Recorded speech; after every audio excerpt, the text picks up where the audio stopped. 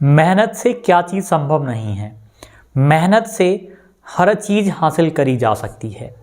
आज साक्षात्कार आपको देखने को मिलेगा अर्जुन जी का। बहुत ही शानदार साक्षात्कार है। लगभग 1.5 घंटे से ज़्यादा आपको समय यहाँ देना पड़ेगा और हर एक यात्रा को उन्होंने बताया। आप ज़रा कल्पना करिए, जिस अभ्यर्थी ने 2022 का पेपर दिया, 2022 के पेपर में असफल हो गया, फाइनल सिलेक्शन नहीं ले पाया और अपनी तैयारी को कंटिन्यू रखा, तैयारी को बंद नहीं करा, फिर से एग्ज़ाम दिया, प्री निकाला, फिर से 116.87 अंक प्राप्त किए और फिर से मेंस दिया और मेंस में 85.41 अंक प्राप्त किए। पूरे मध्य प्रदेश में 7वीं रैंक, टॉप 10 में स्थान प्राप्त किया और अपनी शिफ्ट के टॉपर बने। लैब टॉपर नहीं, अपनी पूरी शिफ्ट के टॉपर बने। परसेंटाइल 100 परसेंटाइल जिन्होंने स्कोर किया, उनकी पूरी कहानी मात्र 10 या 15 मिनट में आपके सामने रख पाना संभव नहीं था। इसलिए ये जो इंटरव्यू आप देखने जा रहे हैं, बहुत बड़ा इंटरव्यू होगा। इंटरव्यू को आप जिस तरीके में देखना, या तो आप डाउनलोड कर लीजिए, 2 पार्ट में देखना है 2 पार्ट में देखिए। एक बार में पूरा शायद देखना संभव ना हो पाए, मन लगेगा तो एक बार में पूरा इंटरव्यू आप देखेंगे। लेकिन उनकी बातों को ज़रा ध्यान से देखिएगा कि आखिरकार टॉपर कैसे बना जाता है। कोई टॉपर पैदा होके नहीं आता, टॉपर बनना पड़ता है। मेहनत से ही टॉपर बना जाता है। मेहनत के द्वारा ही जो हम चाह रहे हैं वह हासिल किया जाता है। उनके साक्षात्कार में बहुत बारीक बातें हैं। उन्होंने पूरा दिल से चीज़ें आपके सामने रखी हैं। पूरी ईमानदारी के साथ में अपने आप को उन्होंने आपके सामने प्रस्तुत किया हुआ है। पूरे साक्षात्कार को देखिएगा और अभी नहीं, इंटरव्यू पूरा देख लें। आपको इंटरव्यू अच्छा लगे, कुछ सीखने को उनसे मिल जाए, अपनी कहानी को आप उनसे जोड़ पाएँ, उनसे आप जोड़ पाएँ, तो आखिरी में वीडियो को लाइक कर देना, सब्सक्राइब करना। ये आपके ऊपर डिपेंड करेगा, जोर जबरदस्ती नहीं है, आपके ऊपर। जब आपको चीज़ें पसंद आए, आपको लगे, और आखिरी में जाते जाते यह चीज़ होगी आपके साथ में, और इंटरव्यू अच्छा लगे तो आखिरी में एक कमेंट जरूर करना कि इस कहानी ने, इस इंटरव्यू ने किस प्रकार से आपको फ़ायदा पहुंचाया और अब आप अपनी तैयारी को किस प्रकार गति प्रदान करने वाले हैं। तो चलिए शुरू करते हैं। Welcome to success classes. आप सभी का बहुत बहुत स्वागत है। आशा करता हूं कि आप सभी स्वस्थ होंगे और आप सभी की तैयारी बेहतरीन चल रही होगी। और आज हम एक बहुत ही खास, जी हाँ, बहुत ही खास साक्षात्कार करने वाले हैं और इस साक्षात्कार में आप बहुत कुछ सीखने वाले हैं। हमारे साथ में अर्जुन मेवाड़ा जी जुड़े हुए हैं और इन्होंने अपने वर्ग 3 के द्वितीय अटेम्प्ट में 2022 वाला एग्जाम भी दिया था, बट फाइनल सिलेक्शन नहीं हो पाया था। फिर से इन्होंने अपनी तैयारी प्रारंभ करी और फाइनली सिलेक्टेड हुए हैं। तो इनकी कहानी बहुत ही मतलब आपको आगे बढ़ाने के लिए प्रेरित करेगी। और सबसे बड़ी बात यह है कि ये इनकी जो रैंकिंग है ऑल ओवर एमपी में 7th रैंक है। जो टॉप 10 के अभ्यर्थी होते हैं उनमें इनका नाम आया। मैं मेरिट की बात नहीं कर रहा। यदि वर्ग 3 जितने अभ्यर्थियों ने परीक्षा दी उनमें से हम टॉप 10 को देखें तो 7th नंबर पे अर्जुन जी हैं। तो अर्जुन जी, आपका बहुत बहुत स्वागत है आज के साक्षात्कार में। तो सर बहुत बहुत धन्यवाद सर, आपको बहुत ज्यादा धन्यवाद सर, आपका बहुत सपोर्टिव रहा है इसमें। कैसा लग रहा है बहुत आपको सही है सर, बहुत बढ़िया। ज्वाइनिंग, सर मतलब मेरिट में नाम आने के बाद? सर बहुत आनंद में है सर, स्पेशली घर वाले बहुत ज्यादा खुश है सर। मेरे से हाँ, ज्यादा नहीं, घर फैमिली वाले को तो बहुत ही, मतलब उनकी आशाएं भी जुड़ी रहती हैं तो उनको तो बहुत ही अच्छा लगता है। ये बात तो आपने सही कही। तो अर्जुन जी, थोड़ा सा हम आपका सामान्य सा परिचय जानेंगे ताकि सभी जो अभ्यर्थी हैं वो आपसे परिचित हो जाएं सामान्य तौर पे। तो आप अपना सामान्य सा परिचय दे दीजिए। सर मेरा नाम अर्जुन मेवाड़ा है। मैं शाजापुर डिस्ट्रिक्ट से हूँ सर। शाजापुर के पास काला पीपल है, वहाँ उसके पास से हूँ सर।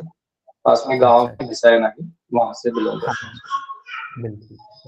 इसमें थोड़ा सा हम आपकी जो क्वालिफिकेशंस हैं, स्कूलिंग एकेडमिक्स हैं, कॉलेज वगैरह, तो उनको आप थोड़ा सा बता दीजिएगा। सर मैंने 10th और 12th दोनों गवर्नमेंट स्कूल से की है और 10th में मेरा 84% है सर। और सॉरी 10th में 84 है और 12th में 83% है सर। उसके बाद सर मैंने ग्रेजुएशन करा था फिजिक्स केमिस्ट्री और मैथमेटिक्स से सर, तो उसमें मेरा 62% है सर, बरकतुल्लाह से करा मैंने सीओ से। और उसके बाद सर बरकतुल्लाह। मैंने डीएड करा हुआ है। हाँ हाँ, सर। और उसके डीएड के बाद सर बाद? मैंने डीएड करा है। हम्म। डीएड के बाद सर मैं फिर टीचिंग एग्जाम की तैयारी में स्टार्ट हो गया था मैं। अच्छा, मतलब डीएड होने के बाद ही आपकी तैयारी प्रारंभ आपने कर दी थी?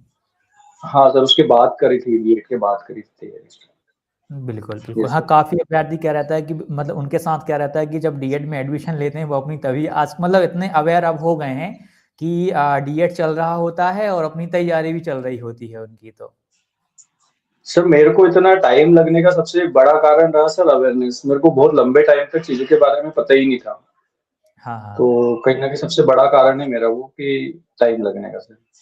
नहीं, ये चीज़ तो है, कई बार हमारा मतलब माहौल या फैमिली बैकग्राउंड कह लीजिए या पारिवारिक माहौल या एक अपना फ्रेंड सर्किल वैसा नहीं रह पाता, तो हमें उतना आइडिया नहीं लग पाता चीज़ों का।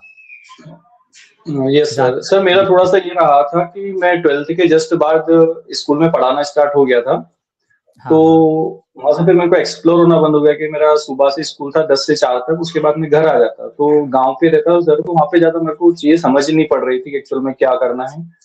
जब हुँ। मैंने स्कूल चेंज किया उसके बाद बाहर आया मैं चीज़ें, तो उसके बाद मेरे को पता चला कि बहुत सारी चीज़ें हैं जो शायद छूट हुँ। गई है।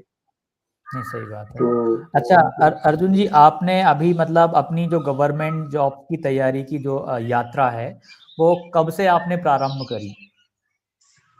सर सबसे पहले मैंने 2022 में जो वर्ग 3 के एग्ज़ाम थे सर, तो उस हुँ, हुँ। एग्ज़ाम के पहले मैंने फॉर्म की भी बात की, क्योंकि उस टाइम स्टार्टिंग में पोस्ट कम थी। आई थिंक 4000 समथिंग पोस्ट थी उस टाइम। हाँ, तो हाँ। मेरे को ऐसा लगा था कि शायद नहीं हो पाएगा इसमें। तो मैंने उसकी तैयारी बाद में स्टार्ट की थी। तो उसमें सर मेरे को 101 मार्क्स थे, तो उसमें रह गया था मैं। फिर उसके बाद सर मैंने यूट्यूब वगैरह पे मैंने अपने आप को देखा कि एक्चुअल में कहीं न कहीं तो बहुत ज़्यादा मिस्टेक हुई है, क्योंकि मैंने पढ़ा बहुत ज़्यादा था उसमें। हाँ, बहुत पढ़ हाँ। रहा था मैं जितनी मेरे में एबिलिटी थी। फिर भी नहीं हुआ तो मतलब बुरा तो लग रहा था, पर ये था कि कहीं न कहीं बहुत ज़्यादा गलती तो हुई है। हुँ, हुँ। तो ऐसे हुआ और उसके बाद सर मेरे को फिर आपका सिलेक्शन हो गया था मतलब कुछ टाइम बाद। तो हुँ, आपने हुँ। आपकी टीवी वगैरह से रिलेटेड वीडियो डाले थे आपने, और आप स्पेशली आपने सबसे पहले तो आपका डाला था कि आपको 120 मार्क्स आए हुए हैं। हाँ, तो हाँ। वहाँ से फिर मेरे को मेरी गलतियाँ लगी कि कहीं न कहीं मैंने बहुत ज़्यादा गलतियाँ करी हैं, और बाहर होने का बहुत बड़ा रीज़न है सर। नहीं, सही बात है। कई बार ऐसी चीज़ें हो जाती हैं अपने साथ में जो मतलब आपने उस एग्ज़ाम के लिए तैयारी करी हुई होगी, शायद हो सकता है कुछ गलतियाँ हो गई होंगी उस टाइम पे। सोशल मीडिया पे भी मतलब कोई था मतलब मैंने ऑब्ज़र्व करा है कि उस टाइम पे जब 2022 वाली परीक्षा थी तो गाइड करने वाले टीचर्स अवेलेबल नहीं थे उस टाइम पे तो, कि कोई गाइड कर दे, कोई बता दे कैसे पढ़ना है, क्या पढ़ना है। उस समय ये समस्याएँ थीं बड़े स्तर पे। ये सर मेरे साथ हुआ था ओवर उसमें 2022 की जो वर्ग 3 थी। उसके बाद हाँ, से हाँ। बहुत सारी चीज़ें फिर चेंज हुई, तो कहीं न कहीं उसी का फ़ायदा हुआ सर ये। नहीं, बिल्कुल। और अर्जुन जी, बिल्कुल आप तो ऐसे समझना कि ये जो भी अपन को अभ्यर्थी देख रहे हैं वो कुछ छोटे भाई-बहन हैं, बस सीखने के उद्देश्य से आए हैं।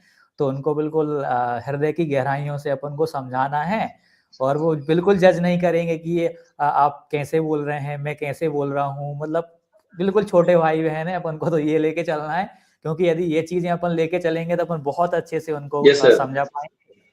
और सर मतलब ये अपना इंटरव्यू है ही नहीं है मान लीजिए। वो तो आप और मैं सर बस कोशिश यही संवाद। हाँ, हाँ। वो तो कोशिश अपन यही कर रहा बिल्कुल। हूँ सर अभी।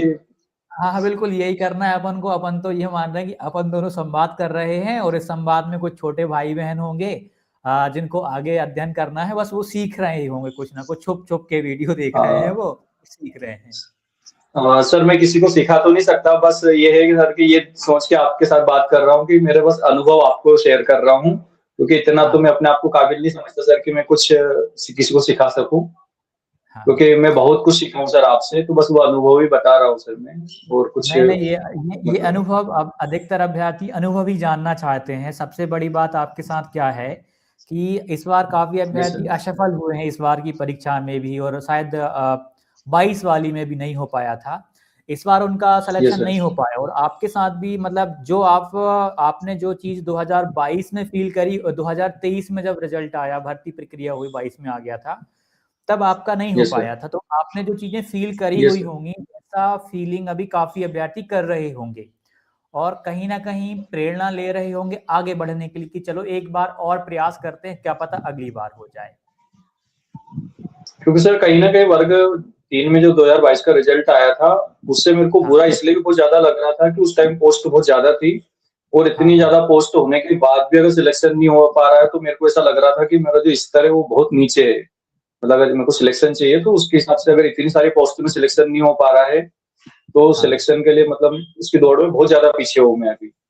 तो कहीं न कहीं मेरे को दिमाग में ये था कि काम बहुत ज़्यादा करना पड़ेगा। ये क्लियर था, मतलब पॉज़िटिव ये था कि सर मेहनत तो करनी ही है, पर कहीं हाँ न हाँ। कहीं व उस टाइम भी मेहनत करी थी, पर ऐसा लगा कि वो मेहनत थोड़ा-सा सही डायरेक्शन में नहीं थी सर। वो सर बोलते हैं ना, वो गधा भी काम करता है और घोड़ा भी है, तो वो घोड़े वाला वर्क मैं कर नहीं पाया था। वो गधे जैसे लगे रहने पर सर वो तो नहीं मिलेगा ना, तो कहीं न कहीं वो चीज़ें थी मेरे साथ। फिर वो सेल्फ डाउट अंदर ही अंदर, इतने सेल्फ डाउट बनते हैं, हम अपनी योग्यताओं पे मतलब बहुत सारे प्रश्न चिन्ह खड़े कर देते हैं हम खुद ही। ये चीज हाँ सर, वहां पर कहीं न हो। कहीं फिर वो आप सर वो आपके जो वीडियो मैंने बाद में देखे थे, फिर आपकी स्ट्रैटेजी मैंने देखी थी कि आपने किस तरीके से पढ़ाई करी थी। तो कहीं न कहीं मेरा पहला तो कमी मेरे में ये थी कि मैंने बहुत लेट स्टार्ट करा था एग्ज़ाम की तैयारी, हम्म, तो उसके कारण पूरा सिलेबस जो चाहिए वो हो नहीं पाया। मैंने कुछ प्राइवेट पब्लिकेशन की 2-3 बुक खरीद के मैं कंटिन्यू उनको पढ़ता गया। कहीं टेस्ट का हम्म, आइडिया था नहीं। टेस्ट का आइडिया से सबसे पहले मेरे को आपके थ्रू पता चला कि एग्ज़ाम के ड्यूरेशन में भी टेस्ट दिए जाते हैं। तो ये लिटरली हम्म। सर ईमानदारी से मेरे को उसके पहले बिल्कुल नहीं पता था कि टेस्ट भी दिए जाते हैं। मेरे को टेस्ट के बारे में आइडिया ही नहीं था। वो फिर वो आपने कि मैंने अलग-अलग जो प्लेटफ़ॉर्म है वहाँ से टेस्ट दिए, मल्टीपल टाइम टेस्ट दिए। तो वो सारी चीज़ें सर अभी इस टाइम मैंने अपनाई उनको, क्योंकि उस टाइम मेरे को पता नहीं था। तो उस टाइम जब आपके वीडियोज़ मैंने देखे और स्पेशली मैं ज़्यादा यूट्यूब पे बहुत ज़्यादा फ्रेंडली नहीं हूँ यूट्यूब से, कुछ सिलेक्टेड ही देखता हूँ। तो वहाँ पे मेरे को फिर बहुत पता ये चल गया अपने आप में कि मेरे में कमी क्या-क्या है। तो उसके बाद फिर सर मैंने सीटेट के बारे में, क्योंकि उस टाइम वैकेंसी थी नहीं कोई सी ऐसी, तो फिर मैं नहीं। सीटेट की ओर बढ़ा कि मेरे को सीटेट देना है। तो फिर हम्म। मैंने आपका उस टाइम सीटेट भी निकला हुआ था, तो फिर हाँ। मैंने आपकी उस स्ट्रेटजी को फॉलो करते हुए मैंने सीटेट दिया, तो फिर 2022 में मेरा फिर सीटेट दिसंबर में निकल गया। तो हाँ। सीटेट सर मेरे दोनों ही क्लियर हैं। पेपर 1 और पेपर 2 स्कोर क्या है इसमें आपका सीटेट में? सर पेपर फर्स्ट में मेरा 109 मार्क्स से हैं और पेपर सेकंड हाँ। में मेरा 116 मार्क्स से है सर। तो अच्छा, वही नहीं मैंने जो आपने स्ट्रेटेजी की थी, कहीं न कहीं वो मेरे को काम आई और वहाँ पे रिजल्ट दिखा सर। उस टाइम फिर ऐसा लगा कि अगर अपन एक प्रॉपर तरीके से पढ़ते हैं तो चीज़ें बदलती हैं। वो सही बात है, वहाँ पे जो आपने अध्ययन किया वो कहीं न कहीं आपको वर्ग 3 में हेल्प हुई होगी, जैसे कि आपने साइंस वगैरह हाँ पढ़ ली सर, होगी तो फिर। इनडायरेक्टली सर चीज़ें हाँ, ये सर इनडायरेक्टली सर हेल्प होती है। ये तो अपन डिनाई नहीं कर सकते कि सिर्फ नोटिफ़िकेशन आ रहा है, वो 4 महीने पढ़ रहे हैं, उससे सिलेक्शन हो रहा है। ये अपने को नहीं, उस नहीं। टाइम तो सर पढ़ना ही है, सबको ही पढ़ना है वो तो, पर वो पीछे वाली चीज़ें काम तो बहुत ज़्यादा आती है सर। वो तो कहने में हो जाता है कि मात्र मैंने 3 महीने 4 महीने पढ़ा और मेरा सिलेक्शन हो गया। जबकि वास्तविकता ये रहती है कि जो लंबा संघर्ष रहता है, हम मतलब किसी न किसी एग्ज़ाम में पढ़ रहे थे, असफल ही भले हो रहे थे, लेकिन हम सीख रहे थे। हाँ सर। वो चीज़ें मैटर करती हैं, हाँ ये सर, वो चीज़ें। चीज़ें कहाँ पे काम आने वाली ये तो नहीं बता सकते, पर वो चीज़ें बिल्कुल सर डायरेक्टली इनडायरेक्टली बहुत ज़्यादा काम आती है सर। हाँ, हाँ। और स्पेशली सर मैंने फिर हाँ, ये था थोड़ा-सा। हुँ, हुँ। अभी तक हम बात करें कि आपने वर्ग 3 का एग्ज़ाम दिया, 2022 वाला आपका हो नहीं पाया था वहाँ पे तो। और उस वर्ग हाँ 3 सर। के बाद सीटेट भी आपने उसी टाइम पे दिया। उसके बाद फिर आपने और कौन-सा एग्ज़ाम दिया था? सर उसके बाद में सीटेट के बाद वर्ग 2 का लग रहा था कि वर्ग 2 की प्री वैकेंसी थी वर्ग 2 के लिए सर। तो फिर अच्छा, सर मैंने वर्ग 2 वर्ग 2 का हुँ, हुँ। हाँ, तो वर्ग 2 की प्री की मैं तैयारी में लग गया था। मेरा मैथमेटिक्स से था सर उससे, गणित से। तो मैं हाँ, वर्ग हाँ। 2 में लग गया था तैयारी में, तो वर्ग 2 की तैयारी प्री की करता रहा सर मैं उस टाइम। फिर प्री के हुँ। एग्ज़ाम में मेरे को 96 99 मार्क्स थे वैसे सर, पर हाँ, हाँ। नॉर्मलाइज़ेशन में 96 हो गए थे वो। हाँ, हाँ। उसके बाद सर मैं कंटिन्यू फिर वर्ग 2 के मेंस एग्ज़ाम में लग गया था, पर उस टाइम पुराने सिलेबस के अकॉर्डिंग लग रहा था मैं। तो हाँ, मैंने हाँ। 10th तक के एनसीईआरटी को कंप्लीट करा, 6 टू 10th एनसीईआरटी उसके एग्ज़ाम्पलर लगाए मैंने। तो मेरा हुँ, हुँ। क्लियर था सर कि मैं मैथ्स के ऊपर मैं कमांड करूँ, वर्ग 2 था हुँ, मेरा। हुँ, हुँ। और उसके बाद सर जैसे ही वर्ग 3 की प्री भी थी उस टाइम, तो वर्ग ती प्री में थोड़ा-सा मेरे पास ये प्लस पॉइंट था कि पुराने वाला जो प्री एग्ज़ाम था वो चल रहा था कि वो आप ले सकते हो उसमें। तो हुँ, उसके हुँ। बाद भी सर मेरे को ऐसा लगा कि अगर मेरे को तैयारी करना है, तो फिर मेरे को नई एग्ज़ाम में भी पार्टिसिपेट करना चाहिए कि एक्चुअल में जो पेपर है, उसका लेवल कैसा है, जो एग्ज़ामिनर है उसका माइंडसेट क्या चल रहा है, तो थोड़ा समझने के लिए। और फिर सर मेरा ये भी था कि अगर मैं ओबीसी से आता हूँ और मिनिमम मेरे को 75 मार्क्स चाहिए क्वालिफिकेशन के लिए, तो मेरे माइंड में अंदर ये भी था कि अगर 150 में से अगर 75 भी नहीं ला पा रहा हूँ, तो एग्जाम में बैठने से फायदा भी कुछ नहीं है, अगर इतना मैं डरूंगा तो मैंने फिर सर उसका फॉर्म डाल दिया और उसके लिए सर मैंने जो 2022 में जितने भी पेपर हुए थे, आई थिंक उस टाइम 1 महीने के ज्यादा एग्जाम चला था। तो लगभग मैंने 30 सर जो तो मैंने ईएस की साइट से उनके सारे पेपर की सर प्रिंट आउट निकाल के मैंने फ्री के 15 दिन पहले तक उनके सारे पीवाईक्यू लगाना स्टार्ट कर दी, क्योंकि मेरे को एक क्लियर ये था सर, डर नहीं था एक्चुअल में निकालना है कि नहीं निकालना है, पर ये था कि अच्छा देना है। तो मैंने पीवाईक्यू स्टार्ट कर दिए सर, तो पीवाईक्यू के बेस पे मैं एग्जाम देने गया था और उस टाइम नॉलेज भी था, सीटेट में वही नोट पढ़ा हुआ था मैंने और उस टाइम भी पढ़ा था, तो नॉलेज तो था, पर ये है कि बस मेरा रिवाइज पीवाईक्यू के थ्रू हो गया। तो उसमें सर फिर मैंने डबल से वर्ग 3 का प्री दिया, तो उसमें 116 नंबर है सर मेरे। 2024 में जो प्री हुआ है उसमें 116 है। नहीं नहीं, ये आपके सर साथ उसके बाद मतलब हाँ जी बोलिए। सर फिर जैसे मैंने 2024 में प्री दिया वर्ग 3 का, उसके दूसरे दिन वापस सर मैं वर्ग 2 की एग्जाम में स्टार्ट हो गया लगना। जो पुराना सिलेबस था वर्ग 2 का, उसमें वापस स्टार्ट हो गया, क्योंकि मेरे को ये पता था सिर्फ इसको देख के आना है मेरे को, उसके बाद मेरे को वर्ग 2 में ही लगना है, क्योंकि मेरा मेन टारगेट वर्ग 2 बन चुका था कि मेरे को निकालना है। तो सर ये चल रहा था। सर वर्ग 2 की मेंस एग्जाम का सिलेबस सडनली चेंज हो गया और उसमें जो सिलेबस में स्पेशली सर मैथ्स का सिलेबस भी इतना बढ़ा दे दिया था, क्योंकि मैं 11th-12th के बाद सर 11th-12th के मैथ्स से अलग हो गया था, मतलब उसके बाद मैंने पढ़ा ही नहीं था। तो सिलेबस इतना बड़ा था कि उसी में मतलब कहीं ना कहीं मेरे को पूरा टाइम उस मैथ्स को करने में गया। और उसमें कुछ ग्रेजुएशन का मैथ्स भी आ गया था, तो मैथ्स से टाइम टेकिंग बहुत ज्यादा था। और तो फिर सर फिर मेंस की बहुत बड़ा आ गया था अचानक से उतने कम टाइम में। सर उसमें मेरे साथ मिस्टेक ये हुई कि जो प्री की एग्जाम दी थी मैंने वर्ग 2, उसमें साइंस का सिलेबस था सर उसमें, पर उन्होंने एग्जाम में साइंस के 1-2 क्वेश्चन पूछे सिर्फ, पूरा मैथ्स से था उसमें। तो सर मैंने आइडिया ये लगाया कि अगर प्री में उन्होंने, क्योंकि मैथ्स मेन सब्जेक्ट मैथ्स है, तो शायद वो 70-80% सिर्फ मैथ्स से देंगे। वो मैथ्स से सर था भी इतना बड़ा कि लग भी रहा था कि शायद मैथ्स से दे सकते हैं वो। तो मैंने साइंस पे पकड़ उतना नहीं बना पाया सर जितना मैथ्स में बनाया, क्योंकि सर उस टाइम मेरे पास टाइम भी इतना था नहीं कि मैं दोनों को इक्वल टाइम दे सकूं, क्योंकि मेरा मैथ्स कमजोर, मतलब 11th-12th का इतना अच्छा नहीं था, क्योंकि उस टाइम भी मैंने इतना अच्छा नहीं पढ़ा था 11th का मैथ्स। तो साइंस को मतलब आधा आधा समय दे नहीं पाया मैं, तो मेरे साइंस से नंबर बहुत ज्यादा कट गए उस टाइम। तो मेरे को उसमें सर 64 मार्क्स थे वर्ग 2 में मेंस एग्जाम में, तो उसमें भी नहीं हो पाया। तो मेरे को क्लियर था कि इसमें नहीं हो पाएगा, तो फिर उसके बाद में जस्ट कुछ टाइम बाद 5-15 दिन बाद सर मैं वर्ग 3 में वापस स्टार्ट हो गया। नहीं ये आपने सही सही कहा। और एक चीज मैंने ऑब्जर्व करी आपकी इसमें कि आपने पहले आपका प्री क्वालिफाइड था, लेकिन आपने एग्जाम के अनुभव के लिए फिर से प्री दिया। नहीं तो अधिकतर अभ्यर्थी क्या करते हैं कि बचते हैं कि यार अब कौन फिर से प्री दे, फेल हो गए तो, मतलब ऐसे बहुत सारे डाउट बनते हैं उनके अंदर। लेकिन आपका ये फिर से बढ़िया था कि एक तो नए पैटर्न को, एग्जाम के पैटर्न को समझ जाएंगे, प्रश्नों की प्रकृति को समझ पाएंगे, उस उद्देश्य आपने दिया और बहुत बढ़िया है, ये सही डिसीजन भी रहा आपका। और उसने हेल्प भी करी हुई होगी आपको कि चलो प्री पढ़ा और अच्छा स्कोर आपका प्री में आ गया 116 के समथिंग। तो वो ये चीजें सर मैंने किसी को बताया भी नहीं थी। जैसे मेरे साथ 1-2 लोग थे जो मतलब इसी फील्ड में थे, उन्होंने भी तैयारी कर रहे हैं वो कहीं ना कहीं, पर मैंने किसी को बताया नहीं था ये चीज कि मैं डबल से एग्जाम दे रहा हूँ, क्योंकि ये मेरा अंदर था कि मेरे को किसके लिए मैं एग्जाम दे रहा हूँ। तो क्योंकि वही है ना कि एक अलग मेंटेलिटी रहती है सभी की, तो मैंने सिर्फ अपने लिए देखा था कि अपने आप को परख रहा हूँ, अगर मैं मेंस की तैयारी कर रहा हूँ तो प्री तो निकलना चाहिए फिर। तो कहीं ना कहीं वो एक अप्रोच पॉजिटिव ही था कि एक्चुअल में अपन देखे कहाँ पर है। नहीं सही बात है, वो चीज भी है। अर्जुन जी, हम कुछ बुक्स पे बात करेंगे और अधिकतर अभ्यर्थी बुक्स के लिए ही वीडियो देखने आते हैं कि चलो हमें कुछ ऐसी बुक्स का पता चल जाए कि हम उस अकेली पुस्तक को या उन बुक्स को पढ़ के हम सिलेक्शन पा लें।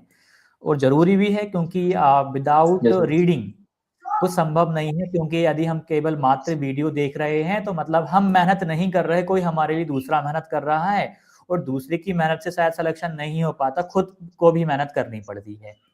तो बुक्स पे आएंगे हम। तो सबसे पहले हम प्री की बात करेंगे, फिर मेंस पे तो हम बहुत डीप में बात करेंगे, क्योंकि काफी अभ्यर्थी ऐसे होंगे जो प्रथम बार एग्जाम देने जा रहे हैं, उनको प्री ही निकालना है अभी। Yes sir. तो हम बात करें यदि प्रीलिम्स एग्जामिनेशन की, तो सीडीपी के लिए कोई अभ्यर्थी जो पहली बार एग्जाम दे रहा है, या मान लीजिए भले ही सेकंड अटेम्प्ट है, प्री क्वालिफाइड करना है, तो सीडीपी की क्या योजना बना के चले कि उसका अच्छा हो जाए सीडीपी? सर सीडीपी की तैयारी मेरी सीटेट के एग्जाम से स्टार्ट हो गई थी, तो मैंने सीटेट के लिए थोड़ा सा देखा था, मैंने आपके वीडियोस देखे थे, तो कहीं ना कहीं आपके वीडियो के थ्रू मेरे को हिमांशी मैम का पता चला था, जो लेट्स लर्न चैनल है उनका। हाँ तो हाँ। वहां से मैंने सीडीपी स्टार्ट कर दिया था तैयारी उनकी, क्योंकि कहीं ना कहीं वो थोड़ा सा इंग्लिश लैंग्वेज का यूज थोड़ा सा ज्यादा रहता है उनका, जो टर्म हाँ। रहती है उनकी इंग्लिश की रहती है। पर क्योंकि मैं स्कूल में इंग्लिश मीडियम में पढ़ा रहा था, तो इतनी कोई प्रॉब्लम मेरे को आई नहीं, मेरे को ईजी लगा वो चीज। तो हम्म। कहीं ना कहीं मैंने हिमांशी मैम को फॉलो किया था सर सीटेट में। और कहीं ना कहीं वो चीज, इसके बाद सर एक हेराल्ड की बुक आती है, तो मैंने उनके बाद हेराल्ड की बुक को पढ़ा था कॉन्सेप्ट क्लियर करने के लिए। तो हम्म। सीडीपी के लिए मेरे पास सिर्फ ये दो सोर्सेज थे, एक तो हिमांशी मैम, क्योंकि उनका साइकोलॉजी में नॉलेज अच्छा है उनको, और एक्सप्लेन हाँ करने का तरीका भी बहुत सही है उनका। हाँ। तो मैंने सर सीडीपी के लिए हिमांशी मैम और हेराल्ड की जो बुक आती है उसका, उसी बुक का मैंने बार बार रिवीजन ही करा, क्योंकि मेरे को चीजें बहुत पता चल गई थी कि रिसोर्सेज बहुत लिमिटेड रखना है, नहीं, तो सही कहीं ना कहीं बात। उससे मेरे को फायदा मिला। इसमें हम बाकी विषयों की बात करें, हिंदी, इंग्लिश, मैथ्स, ईवीएस, तो इनके लिए बुक्स को या टीचर्स को, या मतलब हम किस तरीके से पढ़ें कि इनमें दिक्कत ना आए हमें? सर हिंदी तो मेरा हिंदी मीडियम था सर 12th तक, तो मेरे को हिंदी में इतनी ज्यादा कोई प्रॉब्लम आ नहीं रही थी, पर मैंने कॉन्सेप्ट क्लियर करने के लिए सर मैंने जो लुसेंट है इसको हम्म। प्रेफर करा मैंने, कि लुसेंट में चीजें है, बेसिक चीजें बहुत अच्छा समझाया भी हुआ है, कोई मल्टीपल क्वेश्चन भी बहुत ज्यादा है उसमें। तो हाँ मैंने हाँ। सिर्फ हिंदी के लिए तो लुसेंट ही करा था, हम्म। और वहीं से मेरे डाउट क्लियर हो जाते थे। सही बात है। और बाकी में हम बात करें, आपने क्या इंग्लिश लिया था द्वितीय भाषा में, संस्कृत लिया था? सर मेरा हिंदी मीडियम था, तो मेरे संस्कृत के ऊपर, क्योंकि एमपी बोर्ड में सर 10th तक ही संस्कृत पढ़ाते हैं, तो संस्कृत में थोड़ा सा बेसिक नॉलेज था। तो हाँ मैंने हाँ इंग्लिश हाँ। की तरफ ना जाते हुए मैंने संस्कृत की तरफ गया था। इधर मैंने कुछ टेस्ट भी लगा के देखे थे, तो मेरे को लगा कि संस्कृत मेरे को ज्यादा समझ में आ रहा है, क्योंकि वो डायरेक्ट हिंदी से रिलेट होती हो जाती है वो पूरी ग्रामर वगैरह। तो मैंने हम्म। संस्कृत लिया था सर उसमें। वो संस्कृत के लिए सर मैंने 6 से लेकर 10th तक की बुक को पढ़ा था।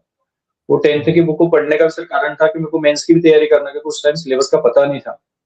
तो मैंने हाँ हाँ 10th तक की जो बुक है, हम्म। तो उस टाइम मेरा ये था कि सर मैं 6 से लेकर 10th तक की बुक में जो ग्रामर दे रखी है सर, चैप्टर के हम्म। सबसे लास्ट में, तो वो ग्रामर ही पढ़ता था मैं, कुछ अलग से कुछ भी नहीं पढ़ा। वो सोर्सेज मेरे को लगते भी नहीं सर है, तो हम्म। मैंने सिर्फ बुक ही पढ़ा है एमपी बोर्ड की संस्कृत के लिए।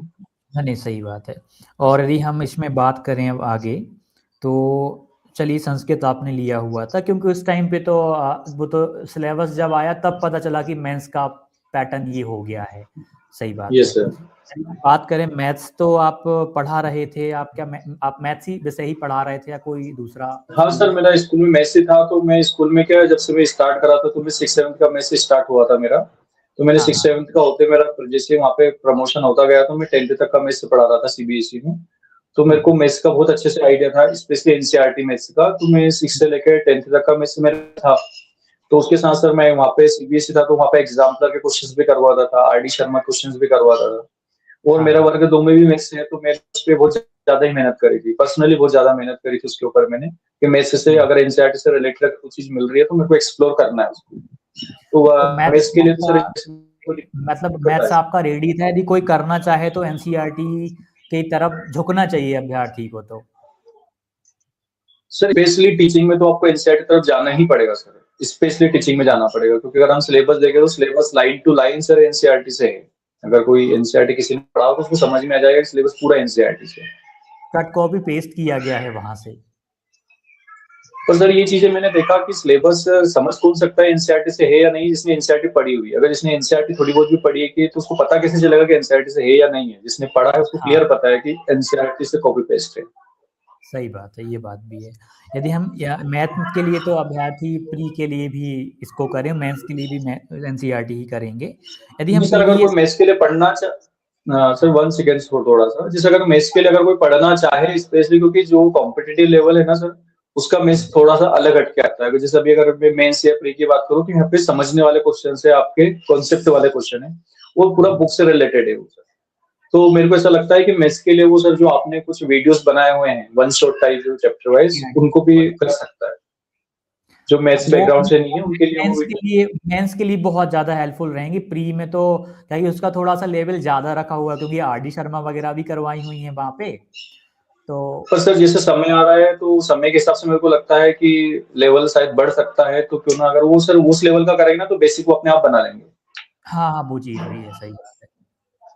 जैसे ये चीज़ है। तो वहाँ से भी कर सकते हैं, जो एनसीईआरटी के वन शॉट करवाए हुए हैं, वहाँ से भी करेंगे तो मतलब हाँ, बहुत अच्छा आपका हो जाएगा, कोई दिक्कत नहीं आने वाली है। यदि हम ईवीएस की बात करें अर्जुन जी, तो ईवीएस के लिए आप सुझाव दें, क्योंकि ईवीएस सर ईवीएस के लिए मैंने जो ये सर ईवीएस के लिए सर सीटेट में मैंने थर्ड से लेके तो फिफ्थ तक ईवीएस सब्जेक्ट है सर अपनी गवर्नमेंट स्कूल में, तो मैंने वो बुक ऑलरेडी पढ़ चुका था, मैंने उनके कुछ शॉर्ट नोट्स भी बना रखे थे। क्योंकि सर हाँ, हाँ, सीटेट में क्या हो रहा था कि सीटेट में जो बुक में दे रखा है वो कॉपी पेस्ट करते हैं वहाँ पे क्वेश्चन। सीटेट में हुँ, क्लियर बुक से क्वेश्चन पूछा जाता है और वही आपको आंसर देना है, वो आपको और कहीं चीज मिलेगी नहीं सर। हाँ, अगर वहाँ पूरा पे कुछ दे रखा है फ्लावर्स के बारे में, पेड़ के बारे में, तो डायरेक्ट पूछते सर वहाँ से। हुँ, तो हुँ, मैंने उनके कुछ शॉर्ट नोट, जैसे हर एक क्लास उसमें कुछ ना कुछ चीजें है सर जो अगर हम भूल जाते हैं, तो मैंने उनके शॉर्ट नोट 5-10 पेज में बना रखे थे। हुँ, तो हुँ, ईवीएस के लिए सर कहीं ना कहीं मैंने वो भी कंप्लीट कर रखा था। इसके बाद मैंने सर कुछ आपके वीडियोस देखे थे, उसमें आपने स्पेशली जियोग्राफी के बारे में बोल रखा था, भूगोल के बारे में, कि भूगोल से भी कुछ क्वेश्चंस आ जाते हैं ईवीएस में। तो कहीं ना हुँ, कहीं वो चीजें भी मैंने 10th तक का जो भूगोल है उसको पढ़ रखा था, तो वो हुँ, मेरे को काम कर गई। और कहीं ना कहीं मैंने लुसेंट का भी सहारा लिया, क्योंकि जनरल नॉलेज के जो क्वेश्चंस है वो लुसेंट से इतना बहुत काफी, फिर अगर ज्यादा पढ़े तो सर उसका कुछ वो है नहीं। हुँ, हुँ, हुँ। तो ईवीएस के लिए हाँ, सर मेरे पास एनसीईआरटी था और लुसेंट पढ़ा था। हाँ, लुसेंट में जैसे अंतरिक्ष वाला भाग पढ़ना है तो लुसेंट से, सौरमंडल वाले बहुत सारी चीज़ें लुसेंट ही कवर हाँ, करवाई थी। लुसेंट और कुछ चीज सर अपने को टॉपिक वाइज अगर नहीं मिल रहा है तो सर मैंने थोड़ा सा गूगल का भी सहारा लिया था उस टाइम, क्योंकि उस टाइम मेरे ये को लग रहा था कि कुछ गूगल चीजें या हैं। यूट्यूब अपने पास है, टॉपिक का नाम डालना है अपने पास में, हाँ, जानकारी आ ही जाएगी। हाँ, मैंने ऐसे किसी चैनल को नहीं करा सर फॉलो, मैंने कहा मेरे को जो टॉपिक चाहिए थे अगर किसी ने अच्छा पढ़ाया है तो मैं उसके पढ़ के उसके कुछ नोट्स बना के ना उसको वहीं पे कर देता फिनिश, की ठीक और है हो गया। आजकल तो यूट्यूब पर एक सुविधा है, वो बहुत अपन ऑब्जर्व करें तो वीडियो देखनी भी नहीं पड़ती, और अपन ऊपर ही ऊपर वो देख सकते हैं कि अंदर क्या कंटेंट है, क्या पढ़ाया हुआ है। उससे जैसे मतलब अपन को एक स्पेशल चैनल को फॉलो करने की जरूरत नहीं पड़ती, अपन ने वो टॉपिक सर्च करा, हो सकता है इस टॉपिक को किसी इन्होंने अच्छा पढ़ाया हो इन्होंने अच्छा पढ़ाया हो, तो थोड़ा सा नहीं हो जाता, आगे बढ़ के अपन देख सकते हैं, वीडियो ओपन भी नहीं करनी पड़ती। तो वहां से भी देख सकते हैं उस बिल्कुल चीज सर। को ओवरव्यू के लिए। बिल्कुल। हाँ सर, वही मैंने किया है उसमें। हाँ, हाँ, बिल्कुल। इसमें हम चलिए प्री के लिए, और एक और चीज़ आपसे पूछूंगा मैं, प्री के लिए अब पीवाईक्यू यदि कोई अभ्यर्थी लगाता है तो कितना बेनिफिट होगा, क्योंकि पहले तो 22 के टाइम पे तो 2011 का मात्र पीवाईक्यू था, और 2024 में 2022 वाले पीवाईक्यू थे, लेकिन टेस्ट के फॉर्म में या ऑनलाइन अवेलेबल नहीं थे उस रूप में सॉल्यूशन के साथ में। और अब तो 24 वाले पीवाईक्यूज भी अब आ गए हैं, तो मतलब प्रीवियस क्वेश्चंस पेपर का देखा जाए तो मतलब हजारों की संख्या में प्रश्न अवेलेबल हैं। तो यदि कोई पीवाईक्यूज को अपनी रणनीति में साथ में लेके चले प्री को, तो कितना हेल्पफुल होंगे, या क्या उनको करे? आपको आवाज आ रही है सर? हाँ, हाँ, बिल्कुल आ रही है। सर उसमें ये रहा था कि जब 2024 में मैंने प्री दिया था वर्ग 3 का, तो उस टाइम मेरे पास प्लस पॉइंट ये था कि 2022 वाले पीवाईक्यू साइट पे डले हुए थे। हाँ, हाँ, तो 24 सर वाला मैंने है। उस टाइम उनका सहारा लिया। हाँ, तो 24 में सर मैंने जो पीडीएफ निकला था उस पीडीएफ को प्रिंट आउट करवा के सर मैंने उसी को पढ़ा। क्योंकि वर्ग 3 में कहीं ना कहीं मेरे को सर जो मिस्टेक मेरे को लगे थे, मैंने पेपर एनालिसिस करा था, तो मेरे को ये लगा कि जो सब्जेक्ट पेडागोजी आती है, हम्म, सब्जेक्ट पेडागोजी के क्वेश्चंस मेरे बहुत सारे क्वेश्चंस सर गलत हुए थे हर एक सब्जेक्ट में जो टॉपिक वाइज है। सीडी पे भी मेरे हम्म, वो क्वेश्चंस गलत हुए, मैथ्स में, ईवीएस में। तो उन क्वेश्चंस के हम्म, लिए सर मैंने जैसे ही प्रीवियस क्वेश्चंस मैंने बहुत प्रॉपर तरीके से लगाए थे सर उनको, कि अगर कुछ चीजें मेरे को समझ में नहीं आ रहे तो मैं उसी टाइम गूगल करके उसको वहीं पे पेंसिल से नोट कर रहा था। तो उस टाइम मैंने क्या करा था कि सर 30-35 आई थिंक एमसीक्यू मतलब मॉक टेस्ट थे, वो मॉक टेस्ट हाँ, हाँ, हाँ, लगाया था। तो और उसको मैंने 15 दिन से ऊपर ही हो गए सर, मैंने उनको बहुत तरीके से पढ़ा था उनको। हम्म, हम्म, तो वो चीजें मैंने की है। पर अभी अगर जो कोई सा लोग हैं जो अभ्यर्थी अगर वो करना चाहें, तो मेरे हिसाब से सर अभी पीवाईक्यू मॉक टेस्ट के रूप में अवेलेबल हो गए। स्पेशली अगर मैं आपकी बात करूं तो सर आपकी जो सक्सेस क्लासेस हैं उस पे मैंने हाँ, देखा कि वो पुराने सारे मॉक टेस्ट डले हुए हैं। और उसमें फायदा ये है कि आपको गूगल या मोबाइल की जरूरत नहीं पड़ेगी, क्योंकि वहां पे एक्सप्लेन करके दे रखा है पूरा टॉपिक आपको। तो इससे सॉल्यूशन है। बेटर चीजें है नहीं, तो मेरे को क्योंकि सर मेरे को लगता है कि तैयारी में साथ-साथ में आपको हर वीकली टेस्ट देना इसलिए ज़रूरी है कि आपको ये पता चलता रहे कि आपकी कमज़ोरी क्या है। मैं एक और क्योंकि सर चीज़ एसीएफ ऐड का मैं ऑन आखिरी करना पल चाहूँगा इसमें अर्जुन जी, एक क्वेश्चन और ऐड करना चाहूँगा। कोई अभ्यर्थी जैसे कि जी सर। तैयारी कर रहा है, उसके साथ-साथ जो वीकली आप बोल रहे हैं कि जैसे अभी सिलेबस पूरा अभ्यर्थी का कवर नहीं हुआ है, लेकिन क्या वीकली वो मॉक टेस्ट अभी से लगा सकता है कि और सॉल्यूशंस वगैरह से हेल्प मिलेगी उसको यदि अभी से करता है ये चीज़ तो? सर वो अभी से करता है ना तभी टाइम है क्योंकि लास्ट में नहीं लगा सकते। मेरे को लगता है कि मॉक टेस्ट देने का फ़ायदा ये है कि आप हर वीकली कुछ तो टॉपिक क्लियर करोगे। कि हाँ, जब हाँ। टेस्ट देते हैं सर तो उसमें ये पता चलता है कि कुछ टॉपिक ऐसे होते हैं जो आप पढ़ चुके हो और आप उसी के क्वेश्चंस नहीं बना पा रहे हो। तो फिर मेरे को हुँ, लगता है कि अगर उस टॉपिक क्वेश्चन नहीं बना पा रहे हैं तो अपन उस टॉपिक में ये देख सकते हैं कि जो आपने पढ़ा है वो इनफ नहीं है, मतलब कुछ और करना पड़ेगा एड ऑन। कुछ टॉपिक के हुँ, क्वेश्चंस बन रहे हैं तो प्लस पॉइंट ये है कि इस टॉपिक के क्वेश्चंस बन रहे हैं तो यहाँ पे अपने को अपना हो गया है। तो सर दोनों हुँ, चीजें है उसमें मेरे को लगता है वीकली टेस्ट देना बहुत जरूरी है ताकि अपने को एक रियलिटी चेक मिलता रहे वीक और अपने एक रणनीति भी हो कि ये टॉपिक पढ़ा है तो पढ़ने के अपने पास जो सोर्सेज है वो इनफ है या नहीं है। तो सर बहुत सारी हाँ। चीजें मेरे हिसाब से वीकली देना चाहिए मेरे अनुभव से सर। सही बात है और सॉल्यूशंस वगैरह से कंसेप्ट भी क्लियर होते हैं और जो अपन जो खासकर पैडागॉजिकल जो समझ होती है ना वो विस्तृत व्याख्या पढ़ने से ये आंसर क्यों होगा ये चार बाकी तीन ऑप्शंस क्यों नहीं होंगे वो भी समझ विकसित हो जाती है इससे।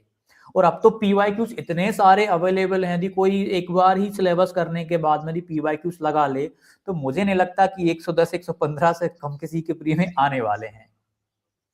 सर आपकी जो टेस्ट जो आपका है सक्सेस क्लासेस वाला मॉक टेस्ट उसमें फायदा ये है कि उसमें सिर्फ टीचिंग वाले को बहुत ज्यादा फायदा है। मैं सबके लिए नहीं बोल सकता कि वो सबके लिए है पर नहीं टीचिंग के लिए सर सबके इससे बेटर नहीं है। लिए हाँ। सिर्फ टीचिंग वालों के लिए बहुत ज्यादा फायदेमंद है सर वो क्योंकि उसमें टारगेट ही टीचिंग बना रखा है। अगर आप एक्सप्लेन करोगे मतलब अगर आपने टेस्ट दिया है तो आपको पूरा संडे जाने वाला है उसमें। अगर आप हम्म, एनालिसिस करोगे और वही हम्म, चीजें काम की है सर वहां पे आप अपन गलती कर रहे हैं और वही गलती अपने को दिखाई दे रहे हैं ना सर तो वो आपको बहुत लंबे टाइम तक याद रहने वाली है। वो कहीं ना कहीं सही। अपने को बहुत सारी चीजें दिखाई देगी सर कि कहाँ मिस्टेक कर रहे हैं। अपने को लगता हम्म, है कि ये चीजें आ रही होगी पर सही वो बात। अपने को वहां पे लग जाता है कि एक्चुअल में क्या है। वर्ग 3 पात्रता परीक्षा की टेस्ट सीरीज। इसमें आपको हर कंटेंट, हर एक प्रश्न विस्तृत व्याख्या के साथ में मिलेगा। पीवाईक्यूज भी मिल रहे हैं 2022 के 2024 के बाइलिंगुअल कंटेंट है। 2022-24 की हम बात करें, हजारों एमसीक्यूज आपको मिलेंगे, विस्तृत व्याख्या के साथ में मिलेंगे। आप पाएंगे कि प्रश्न बाइलिंगुअल है, विकल्प को समझाया गया है, विकल्प को समझाने के बाद अन्य विकल्पों को भी समझाया गया है। इससे एक तरीके में आप नोट्स भी इस टेस्ट के माध्यम से बना सकते हैं और गजब लेवल का कंटेंट आपका तैयार हो जाएगा। देखिए विस्तृत व्याख्या बहुत अच्छी बनाई हुई है हमने। एक तरीके में ये टेस्ट की जो विस्तृत व्याख्या है वो नोट्स के तर्ज पे बनाई गई है, ताकि आपका कंटेंट भी यहाँ से कवर होते जाए। देखिए विस्तृत व्याख्या समझाने के बाद उसको बाइलिंगुअल भी किया गया है ताकि आप उसको नोट्स के रूप में तैयार भी कर सकें। डिस्क्रिप्शन में आपको सक्सेस क्लासेस की लिंक मिल जाएगी, प्ले स्टोर से भी आप इसको डाउनलोड कर सकते हैं। इसको आप ज़रूर ज्वाइन करिएगा जो अभ्यर्थी वर्ग 3 की तैयारी प्रारंभ कर रहे हैं। ये वाली सीरीज़ आपके साथ होनी चाहिए, निश्चित तौर पे आपको बहुत गज़ब लेवल पे तैयार कर देगी, बहुत मजबूत बना देगी। धन्यवाद। हम्म, तो इसमें टेस्ट हम तो सर अर्जुन मेरे जी को हम देना चाहिए। ठीक है ये ज़रूरी है हम यदि इसमें आएंगे मेंस की बुक्स पे आएंगे और भी बहुत सारे क्वेश्चंस हैं जो मुझे पूछने हैं आपसे। ग्रुप स्टडी इंटरनेट मतलब के थ्रू कैसे पढ़ सकते हैं यूट्यूब की हेल्प बहुत सारे क्वेश्चंस हैं। वो जो खासकर पहली बार तैयारी कर रहे हैं जिनका सेकंड अटेम्प्ट है सभी के संबंध में। तो एक बार क्यों ना हम मेंस की बुक्स पे बात करें फिर हम चलिए उससे पहले एक चीज़ आपसे पूछूंगा नोट्स मेकिंग कितना जरूरी है? सर नोट्स मेकिंग बिल्कुल जरूरी है क्योंकि किसी का भी दिमाग इतना अच्छा तो है नहीं कि एक बार चीजें पढ़ लिया है और वो आपको याद रहेगी। तो हाँ, हाँ। मेरे को ऐसा लगता है कि नोट्स बनाना चाहिए पर वो सर हर एक व्यक्ति की अलग अलग नीड होती है। अगर मैं आपने गूगल से बनाए कुछ थे या चीजें नहीं सर्च आप ये बताइए आपने बनाए थे नहीं या सर नहीं मैंने नोट? सर बिल्कुल मैंने नोट्स बनाए थे और सर नोट्स बनाने के लिए जो A4 साइज का जो पेज का जो बंडल आता है सर हाँ, हाँ, हाँ। A4 साइज का जो बंडल आता है सर शायद 300-400 रुपए का आता है। तो उस बंडल को हम्म, पूरे को ही मैं लेके आ गया था सर। हम्म। तो नहीं, उसके नहीं। थ्रू मैं क्या करता कि सर वो उस बंडल को बना डालने का कारण ये था सर कि मैं अलग-अलग वहाँ पे स्टेपलर कर सकता था उसमें। कोई सब्जेक्ट हाँ, सीडीपी का मैंने फाइल बना रखी थी, उस फाइल में मैं रख सकता था उसको। तो अगर मैं गूगल से भी कुछ सर्च कर रहा हूँ क्योंकि बार-बार थोड़ी गूगल पे जाना मेरे को, तो सर वो मैं हम्म, थोड़ा-सा उसको उस A4 साइज के पेजेस पे नोट कर लेता कि ये चीज़ें ये है, उस पे टॉपिक डाल हम्म, देता था। हम्म, तो नोट्स तो सर मैं बनाता पर मैं बहुत शॉर्ट नोट्स बनाता था। वो डीप में जाके नहीं करता था कि लाइक बहुत ज़्यादा पूरा ही लिखना है। कुछ टॉपिक है उसके कुछ 2-4 लाइन जो मेरे को लग रहा था कि मैं भूल जाऊंगा, तो इस टाइप से नोट्स बनाना बहुत जरूरी है सर मेरे हिसाब से। कीवर्ड टाइप में नोट्स बनाते थे, कीवर्ड की हाँ मेन चीजें आपने लिख ली बिल्कुल सर, कीवर्ड। कि पता चला कि एक पेज में आपने 10 से 15 पेज का कंटेंट लिख दिया। नहीं नहीं सर, फिर वो सर उसको पढ़ने में बहुत ज्यादा आलस आता है सर, उस टाइम बना तो लोगे आप, और हाँ टाइम कंज्यूमिंग भी ज्यादा हो जाता है, और पढ़ना भी है सर, नहीं पढ़ाता है इतना। हाँ हाँ, अच्छा हाँ सही है। क्योंकि सर जैसे मैंने एनसीईआरटी पढ़ा था, मेरा मैथ्स था, उसके बाद भी सर मैंने जैसे मैथ्स का 6 से लेके 10th तक का जो मैथ्स है उसमें की पॉइंट जो भी है सब्जेक्ट वाइज, तो मैंने हर क्लास वाइज नोट्स बना रखे थे कि 6th की क्लास में कुछ ऐसे टॉपिक हैं जो बहुत इजी है सर पढ़ने में, पर मेरे को ये था कि मेरे को रिवाइजिंग तो करना है, तो मैं उनको 2-4-10 पेज पे बना लिया, ताकि जब भी मेरे को टाइम मिले तो सर 5-10 आधे घंटे में सारे नोट्स मेरे हो जाते थे। नहीं सही बात है। अब हम अर्जुन जी हम मेंस की बुक्स लिस्ट पे आएंगे, मेंस के लिए बात करेंगे। मैं देखिए हिंदी का तो वो आपने जो उस फ्री में जो यदि कोई लुसेंट ग्रामर कर लेगा तो यहाँ भी हो जाएगी वो तो। इंग्लिश के लिए आपने अभी मेंस के लिए कैसे क्या कवर करा था? सर जैसे ही सिलेबस आया था तो सर एक तो अंग्रेजी आई थी, और जो संस्कृत वाले अभ्यर्थी थे वो तो हम क्या कहेंगे कि वो तो भौचक्के रह गए थे देख के कि भैया ये क्या कर दिया। हम तो संस्कृत वाले थे, हम संस्कृत पढ़ रहे थे, अंग्रेजी हमने अभी तक देखी नहीं, मात्र 3 साढ़े 3 महीने का टाइम दिया। तो उस टाइम पे आपको क्या लगा इस अंग्रेजी को देख के कि अब, और कैसे पढ़ी फिर आपने? उस टाइम तो थोड़ा सा एक तो लगा कि इंग्लिश आ गई है, तो पर वो एक थोड़ा सा ये भी था कि वो सभी के लिए है, और दूसरा सर एक गलती ये भी हुई कि आपके जो पुराने वीडियो थे उसमें आपने मैक्सिमम टाइम बोले थे कि 10 नंबर के इंग्लिश आने के बहुत चांसेस है अगर सिलेबस बदलेगा, क्योंकि जितनी भी एग्जाम्स हो रही है उसमें इंग्लिश पूछ रहे हैं, क्योंकि जो सीएम राय स्कूल खोल रहे हैं सर वो भी इंग्लिश मीडियम में है, तो कहीं ना कहीं आपने बहुत क्लियरली बोल रखा था सभी से कि इंग्लिश आप अगर आपके पास टाइम है तो आप इंग्लिश पे कमांड करो। पर मेरे साथ हुआ क्या था सर, मेरे को क्लियर पता था, या आपके से थ्रू मेरे को आइडिया लग गया था कि इंग्लिश पढ़ना चाहिए, तो मेरा क्या उसके पहले वर्ग 2 था सर, अब मैं वर्ग 2 में प्रॉपर तरीके से लग गया था, तो मेरे पास इतना टाइम बचा नहीं था। पर वर्ग 2 के जस्ट बाद मेरे पास जो टाइम आया तो सर उसमें इंग्लिश तो नहीं पढ़ा, पर मैं ईवीएस के ऊपर काम करना स्टार्ट कर दिया था मैंने, क्योंकि मेरे को ऐसा लगा था कि अगर जो पुराना सिलेबस है वर्ग 3 का जो प्री का सिलेबस है उसमें अगर मेरे को ऐसा बहुत हार्ड सब्जेक्ट लगता तो सर वो ईवीएस था, क्योंकि ईवीएस बहुत डीप में जाना पड़ेगा, आपको कहीं से पूछ सकता है वो, तो मेरा था कि मैं स्पोर्ट्स से बहुत सारी चीजें कर सकूं, पर जैसे सिलेबस चेंज हुआ तो वो ईवीएस इतना कुछ काम आ नहीं पाया मेरे को। ऐसा नहीं है, काम तो आया, जैसे भूगोल वगैरह चीजें काम आई हैं सर, वगैरह के पर वो इंग्लिश का आपने बोल रखा था, पर मैं फिर भी इंग्लिश पे नहीं जा पाया, क्योंकि वो एक ये भी था कि शायद आए या नहीं आए, पर जो चीजें मेरे हाथ में है उसको मैं कर सकता हूँ। तो उस टाइम सर मैंने हिंदी पे और ईवीएस पे ध्यान डाला, तो हिंदी तो मेरे काम आ गई है, और ईवीएस थोड़ा सा ये है कि इनडायरेक्टली काम आई वो मेरे को।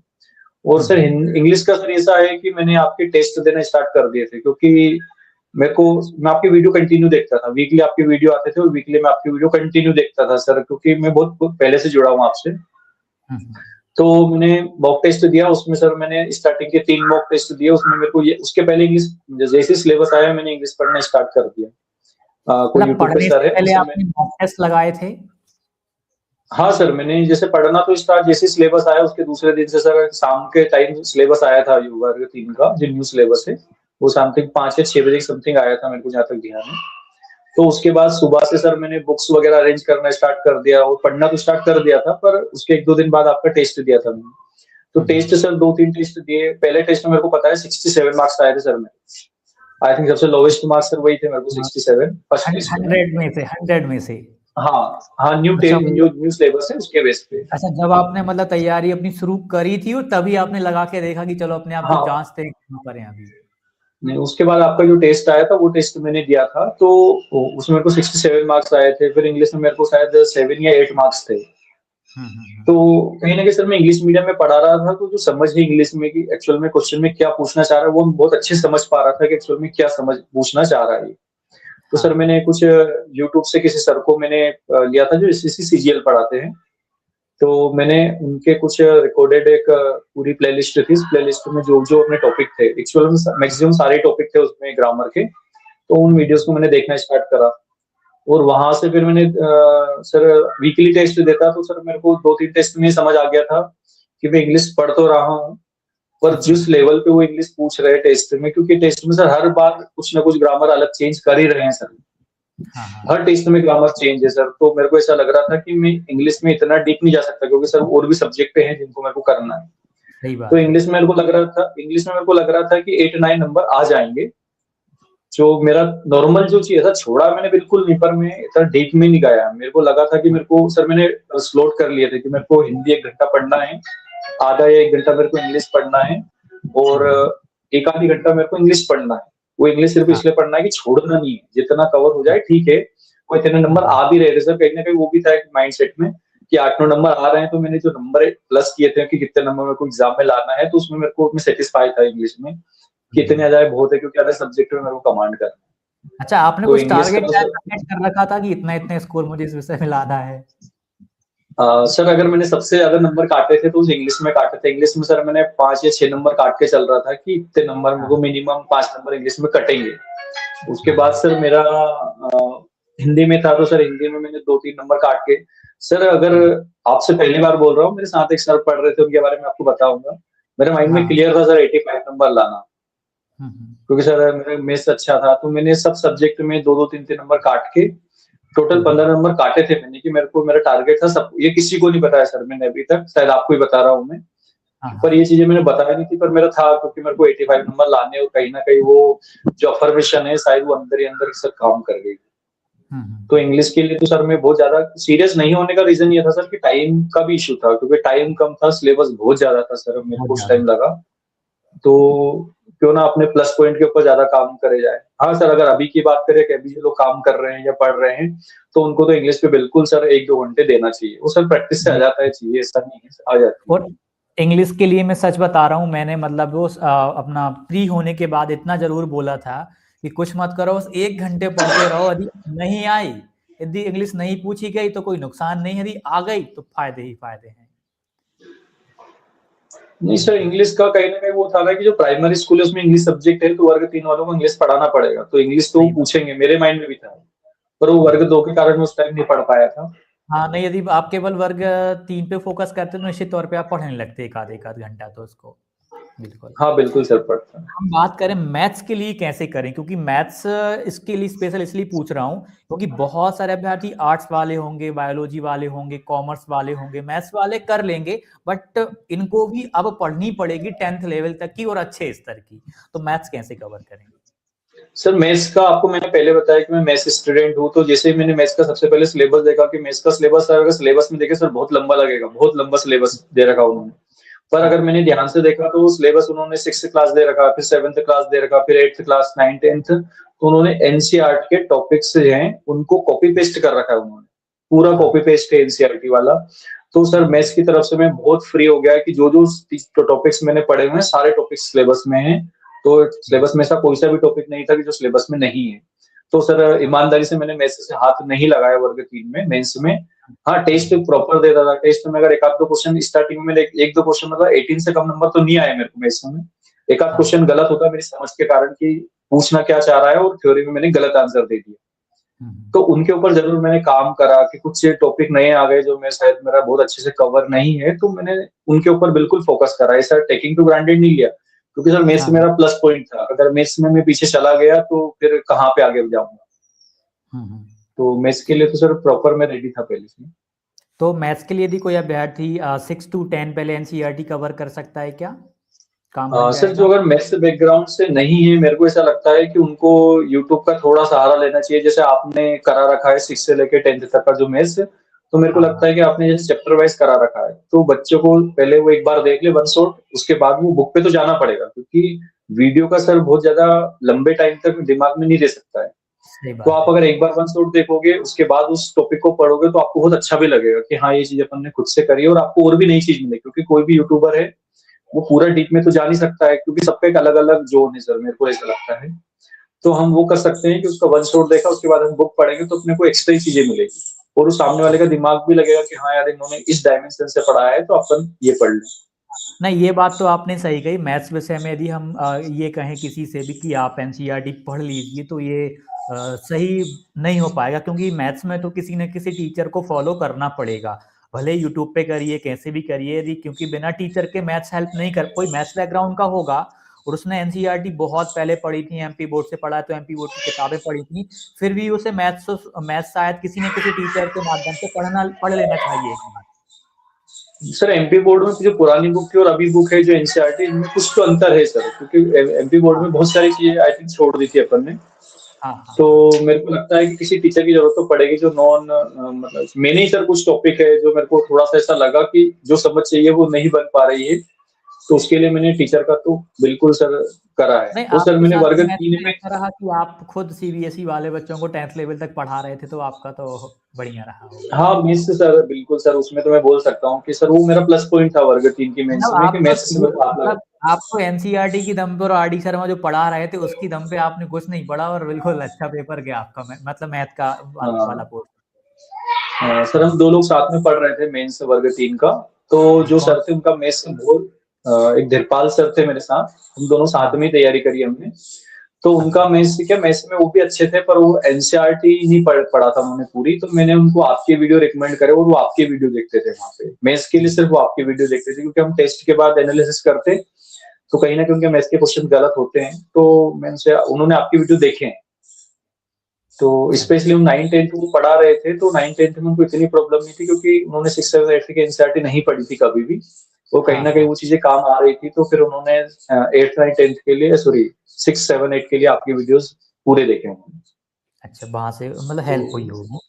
हाँ, इसमें हम बात करें, अभी हम आएंगे और आपकी ग्रुप स्टडी पे मुझे विशेष तौर पे बात करना है, क्योंकि ग्रुप में जो अभ्यर्थी आजकल तैयारी करते हैं, मतलब मैंने देखा है कि ग्रुप का सिलेक्शन होता है। यदि 2 या 3 दोस्त साथ में तैयारी कर रहे हैं, दोनों या तीनों का साथ में सिलेक्शन होता है। बहुत ही गजब की बात होती है। ये हम बात करें अभी, हम बुक्स का पूरा मेंस का बुक्स का पोर्शन कवर कर लेते हैं पहले। साइंस का बताइए आप, साइंस में 3 चीजें पढ़नी पड़ती हैं हमें अब। मेरे को साइंस सर ऐसा लगता है कि सबसे बड़ा अगर कोई सा सिलेबस था तो वो साइंस था सर, और सबसे 30 ज़्यादा नंबर, मार्क्स भी साइंस से ही थे। 30 नंबर। तो सर साइंस में बायोलॉजी के लिए सर मैंने 8th से लेके तो 10th जो 12th तक की बुक है स्पेशली हाँ, बायोलॉजी के लिए। तो हाँ, 8th में 1-2 टॉपिक ऐसे हैं, 1-2 चैप्टर ऐसे हैं स्पेशली जो फसल से रिलेटेड टॉपिक है, वो 8th से दे रखा था उन्होंने क्लियर। 8th में दिया। इसके बाद हाँ, 9th का जितना भी उन्होंने दे रखा था बायोलॉजी वाला 4 चैप्टर है आई थिंक 9th में, तो वो चैप्टर्स मैंने 9th से करे। सेम 10th हुँ, में बायोलॉजी वाला पोर्शन करा, और हुँ, 11th के 2-3 या 4 टॉपिक 11th के चैप्टर हैं, तो 3-4 चैप्टर ही 12th के। तो हुँ, साइंस के लिए तो सर मैं टोटली डिपेंड एनसीईआरटी बुक पे रहा था, तो स्पेशली बायोलॉजी के लिए मैं कुछ अलग गया ही नहीं, जाने की जरूरत भी नहीं पड़ी सर, क्योंकि उन्होंने जो सिलेबस दे रखा था वो 8th से लेके तो 12th तक की जो बुक है बायोलॉजी उसी का हुँ, दे रखा था, तो मैंने सिर्फ एनसीईआरटी करा। पर ये है कि हुँ, सर मैंने मल्टीपल टाइम एनसीईआरटी पढ़ी है, मल्टीपल टाइम। और उसमें कहीं न कहीं सर मैं आपके जो टेस्ट दे रहा था, वीकली टेस्ट दे रहा था सर, और एक और चीज़ है सर, टेस्ट देना बोलना बहुत आसान है कि टेस्ट दो, पर सर हर वीक डर भी लगता था कि अगर इस टेस्ट में नंबर कम आ गए तो पूरा वीक खराब भी जा सकता है। हाँ, पर वो सही बात दिमाग है। से कुछ चीजें उसको ओवरकम करके हम टेस्ट देते थे और फिर उसके ऊपर काम करते थे, तो वो टेस्ट जो दे रहे थे उससे पता चल रहा था कि कहाँ पे गलतियां कर रहे हैं, क्योंकि सर हुँ, हुँ, पढ़ना और समझने में बहुत अंतर है। मेरे को लगता है कि पढ़ना जैसे मैक्सिमम लोग क्या करते हैं, टारगेट बना लेते हैं कि इतने पेजेस इनको खत्म करना है। वो मेरे को ऐसा लगता है कि कुछ चैप्टर ऐसे हैं जिनमें शायद हो सकता है कि पूरा दिन भी चला जाए आपको पढ़ने में, वो समझ आना हुँ, चाहिए कि चलो वो क्या बताना चाह रहा है, और एनसीईआरटी बुक सर समझना पड़ेगी आपको। हुँ, तो हुँ, मैं बायोलॉजी के लिए तो sir 9th 10th specially maximum data sir 9th में दे रखा है, 10th में दे रखा है, 11th हुँ, के आई थिंक 4-5 चैप्टर हैं और 4-5 चैप्टर 12th के। हुँ, हुँ, तो इनको मल्टीपल टाइम सर मेरे को याद भी नहीं है मैंने कितने टाइम इनको पढ़ा सर, पर मेरे को 9th 10th का याद हो गया था सिलेबस। फिर भी मैं हर बार पढ़ता और हर बार सर मेरे को नई चीजें देखने को मिलती थी। तो मैं मल्टीपल टाइम पढ़ता सर। मेरा ये था कि केमिस्ट्री खत्म हो गया, अब फिर मैंने फिजिक्स उठा लिया, फिजिक्स खत्म हो गया, बायोलॉजी। तो सर जितने टाइम 3-4 महीने एग्जाम का मेरे पास समय था, एक भी दिन ऐसा नहीं गया सर कि मैंने साइंस नहीं पढ़ा हो। तो बायोलॉजी के लिए तो सर मैंने 8th की book 9th 10th 11th 12th की बायोलॉजी पढ़ी है सर, बायोलॉजी हुँ। के लिए। और और फिज़िक्स, अगर केमिस्ट्री की बात करें हम तो? फिज़िक्स? सर फिजिक्स के लिए एक आध दो टॉपिक 8th में दे रखे हैं, थोड़े बहुत छोटे हैं वो, तो मतलब 1-2 दिन का, 1 आध दिन का ही है वो। उसके बाद मैंने हुँ, 9th का साइंस समझा, पर 9th के जो फिजिक्स है उसको समझने के लिए सर पहले मैंने वन शॉट देखी। हुँ, और ऐसा ही सर मैंने जो बायोलॉजी की बात करूँ, बायोलॉजी में भी सर मैंने वन शॉट देखे, मेरे को चीज़ समझ में आ रही थी। उसके बाद भी मैंने हर चैप्टर के वन शॉट देखे। उसके बाद मैंने उस चैप्टर को पढ़ना स्टार्ट करा, क्योंकि सर मेरे को ये चीज़ें पता था कि अगर वो उसका टीचर है अच्छा, उसके उसके सब्जेक्ट पे कमांड है। तो जैसे कुछ बायोलॉजी के टीचर से मैंने बायोलॉजी पढ़ा, क्योंकि सीबीएसई में मैंने देखा है कि सीबीएसई में जैसे हमारा स्कूल था, तो वहाँ पे साइंस के 3 टीचर पढ़ा रहे थे 9th 10th में। हुँ, बायोलॉजी हुँ, अलग पढ़ा रहे हैं, केमिस्ट्री अलग टीचर पढ़ा रहा है और फिजिक्स अलग टीचर पढ़ा रहा है। तो वहाँ पे सीबीएसई में मेरे को एक आइडिया था कि सिर्फ बुक में दे रखा है उतना काम का नहीं है, बुक में जो दे रखा है उसको एप्लीकेशन कैसे करना है, अप्लाई कैसे करना है। तो मैंने बायोलॉजी वाले टीचर से 9th के वन शॉट पढ़े, जैसे एक चैप्टर है उसका वन शॉट पढ़ा, उसके बाद मैंने उसको बुक से प्रिपेयर करा। तो मैंने सिंपल मेरा था कि पर वीडियो सिर्फ एक बार देखता सर, फिर एक बार चीजें समझ में आ गई, फिर मल्टीपल टाइम मैंने सिर्फ बुक को ही रिवाइज किया हुआ है मैंने। तो और केमिस्ट्री के लिए सर मैंने सेम एज इट इज कि सर मैंने केमिस्ट्री के लिए 9th और 10th की बुक का यूज करा, क्योंकि मैक्सिमम डाटा 9th और 10th में, 9th में चैप्टर पूरा दे रखा उन्होंने, 10th में पूरा चैप्टर दे रखा है कार्बन वाला। उसके बाद मैंने 11th का एक चैप्टर था सर और 12th का एक चैप्टर था, मतलब केमिस्ट्री बहुत ज्यादा बड़ा नहीं था, एक एक चैप्टर थे, पर वो एक एक चैप्टर बहुत बड़े बड़े वाले थे सर। जैसे 9th में देखे तो परमाणु से रिलेटेड चैप्टर है सर, तो वो चैप्टर के वन लाइनिंग पढ़े हमने, वो मतलब उसके ऊपर वर्क करा। उसके बाद वन शॉट देख चुके थे तो एक ओवरव्यू मिल गया कि एक्चुअली चैप्टर में क्या क्या है और कैसे कुछ पढ़ना है। और उसके एमसीक्यू लगाते गए, और एमसीक्यू क्या सर हम वीकली टेस्ट दे रहे थे, तो आपके टेस्ट में एक अच्छी चीज ये थी कि हर बार वो एक नया टॉपिक लेके आ रहा है। अगर टेस्ट में आज 9th का कुछ दे दिया है तो अगले टेस्ट में आपको 10th का भी मिल सकता है। तो वहां से टॉपिक बहुत अच्छे से क्लियर होते गए, क्वेश्चन गलत हो रहे हैं तो फिर उसको थोड़ा सा यूट्यूब या गूगल पे भी देखा कि इससे रिलेटेड और क्या चीज हो सकती है।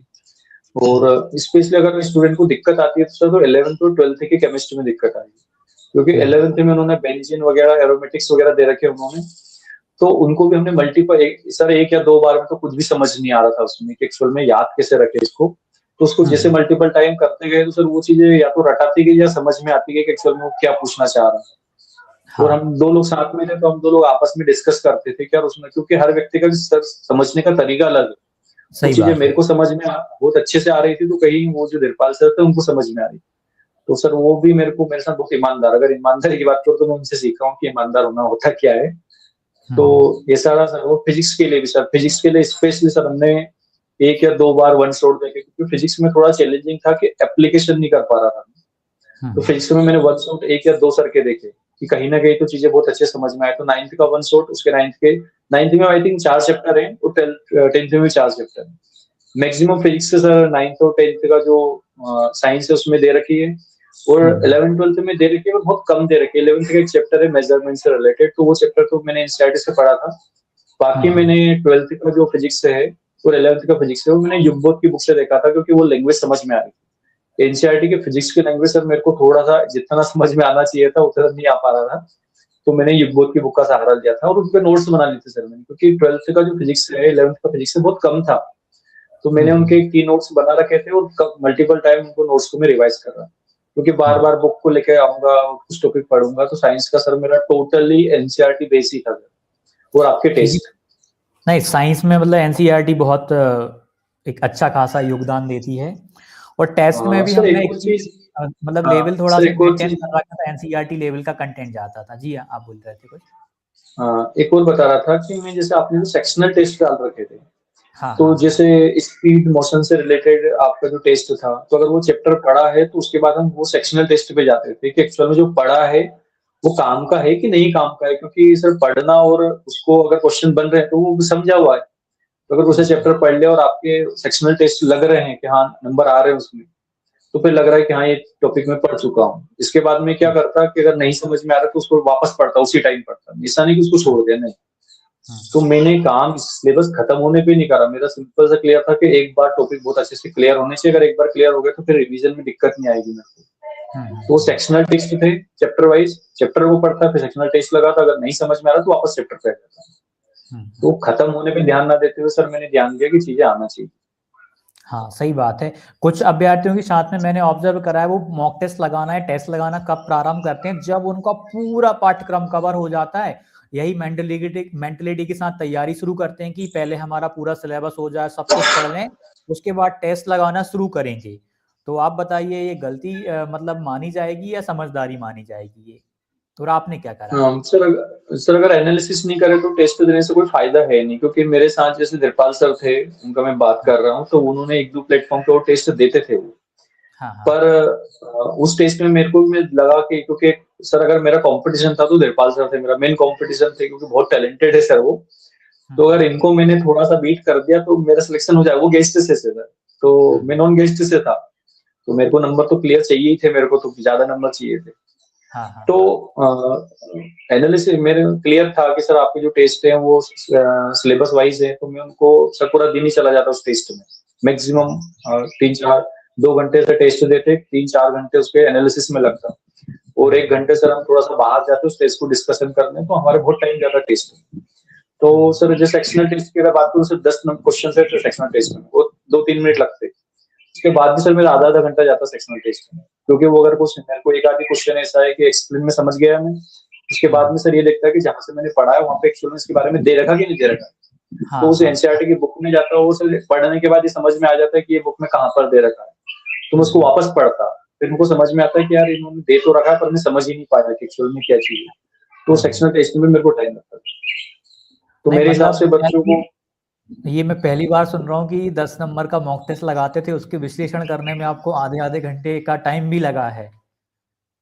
सभी में तो नहीं लगता, पर लगता था मैक्सिमम, जहाँ पे मेरे को नहीं चीजें याद यही नहीं तो हो रही। यही मेन चीज है जो खास बनाती है अभ्यर्थी को, कि हमने गलती करी तो गलती क्यों करी, और हमारा सही हुआ तो कैसे सही हुआ, तो वो हमारा सही नहीं है, वो एक तरीके में तुक्का लग गया तो उसको भी सुधार करना। नहीं, ये नहीं, चीज बहुत तुक्के पे तो यूनिक सर मैं तुक्का लग गया तो सर मैं उसको कंसीडर नहीं करता नंबर कि वो मेरा, सर उस तुक्के पे मैं ये जरूर जाता कि अगर जो मेरे दिमाग से ऐसे नहीं लगा था कि कुछ भी लगा दिया मैंने, मैं मेरा दिमाग पूरा यूज करता सर, सबसे ज्यादा मैं उसी में यूज करता, दिमाग के जो क्वेश्चन नहीं आ रहे मैं सोचता मेरा दिमाग के कहाँ कहाँ हो सकता है, अगर वो सही होता तो फिर मैं सोचता कि अगर इस टाइप से अगर मैं सोचूंगा तो शायद क्वेश्चन बन सकते हैं, और वो चीजें काम सर मेंस एग्जाम में फाइनल तो करी है, उसको तो मैं डिनाई नहीं करूंगा। पर ये है कि मेरा ये था कि कम टेस्ट लगाऊं पर प्रॉपर तरीके से लगाऊं, का एनालिसिस प्रॉपर करूं, उनको सीखने को मिलेगा, सीखने को कुछ भी नहीं मिलेगा तो सर काम तो कुछ का नहीं, किसको बताने वाला हूं मैं कि सर इतने सारे टेस्ट लगा लिए, तो ऐसा तो कुछ दिमाग में था नहीं सर उस टाइम, ये था कि अपन नॉन गेस्ट में और अपने को नंबर बहुत अच्छे चाहिए, बस ये है कि सर इस इसमें थोड़ा सा एक कुछ क्वेश्चंस और ऐड ऑन करना चाहूंगा मैं भी, हम टेस्ट पे हैं तो इसी के कुछ ये सर क्वेश्चंस ले लेता हूं मैं। तो जैसे कि टेस्ट लगाते थे आप, तो वहाँ का जो सॉल्यूशंस होता था उसको आप अध्ययन किया करते थे, तो उस हाँ। सॉल्यूशन को पढ़ने से, डिटेल्ड एक्सप्लेनेशन को पढ़ने से मतलब कैसा लगता था आपको, मतलब आपका एनसीईआरटी लेवल का कंसेप्ट क्लियर होता था, नहीं होता था, क्या चीजें वहां पर आपने विशेष तौर पे देखी, और कितना फायदा सर अगर मैं हो सकता है कि आने वाले बच्चे अभ्यर्थी कभी इस तरीके से योजना बनाए तो?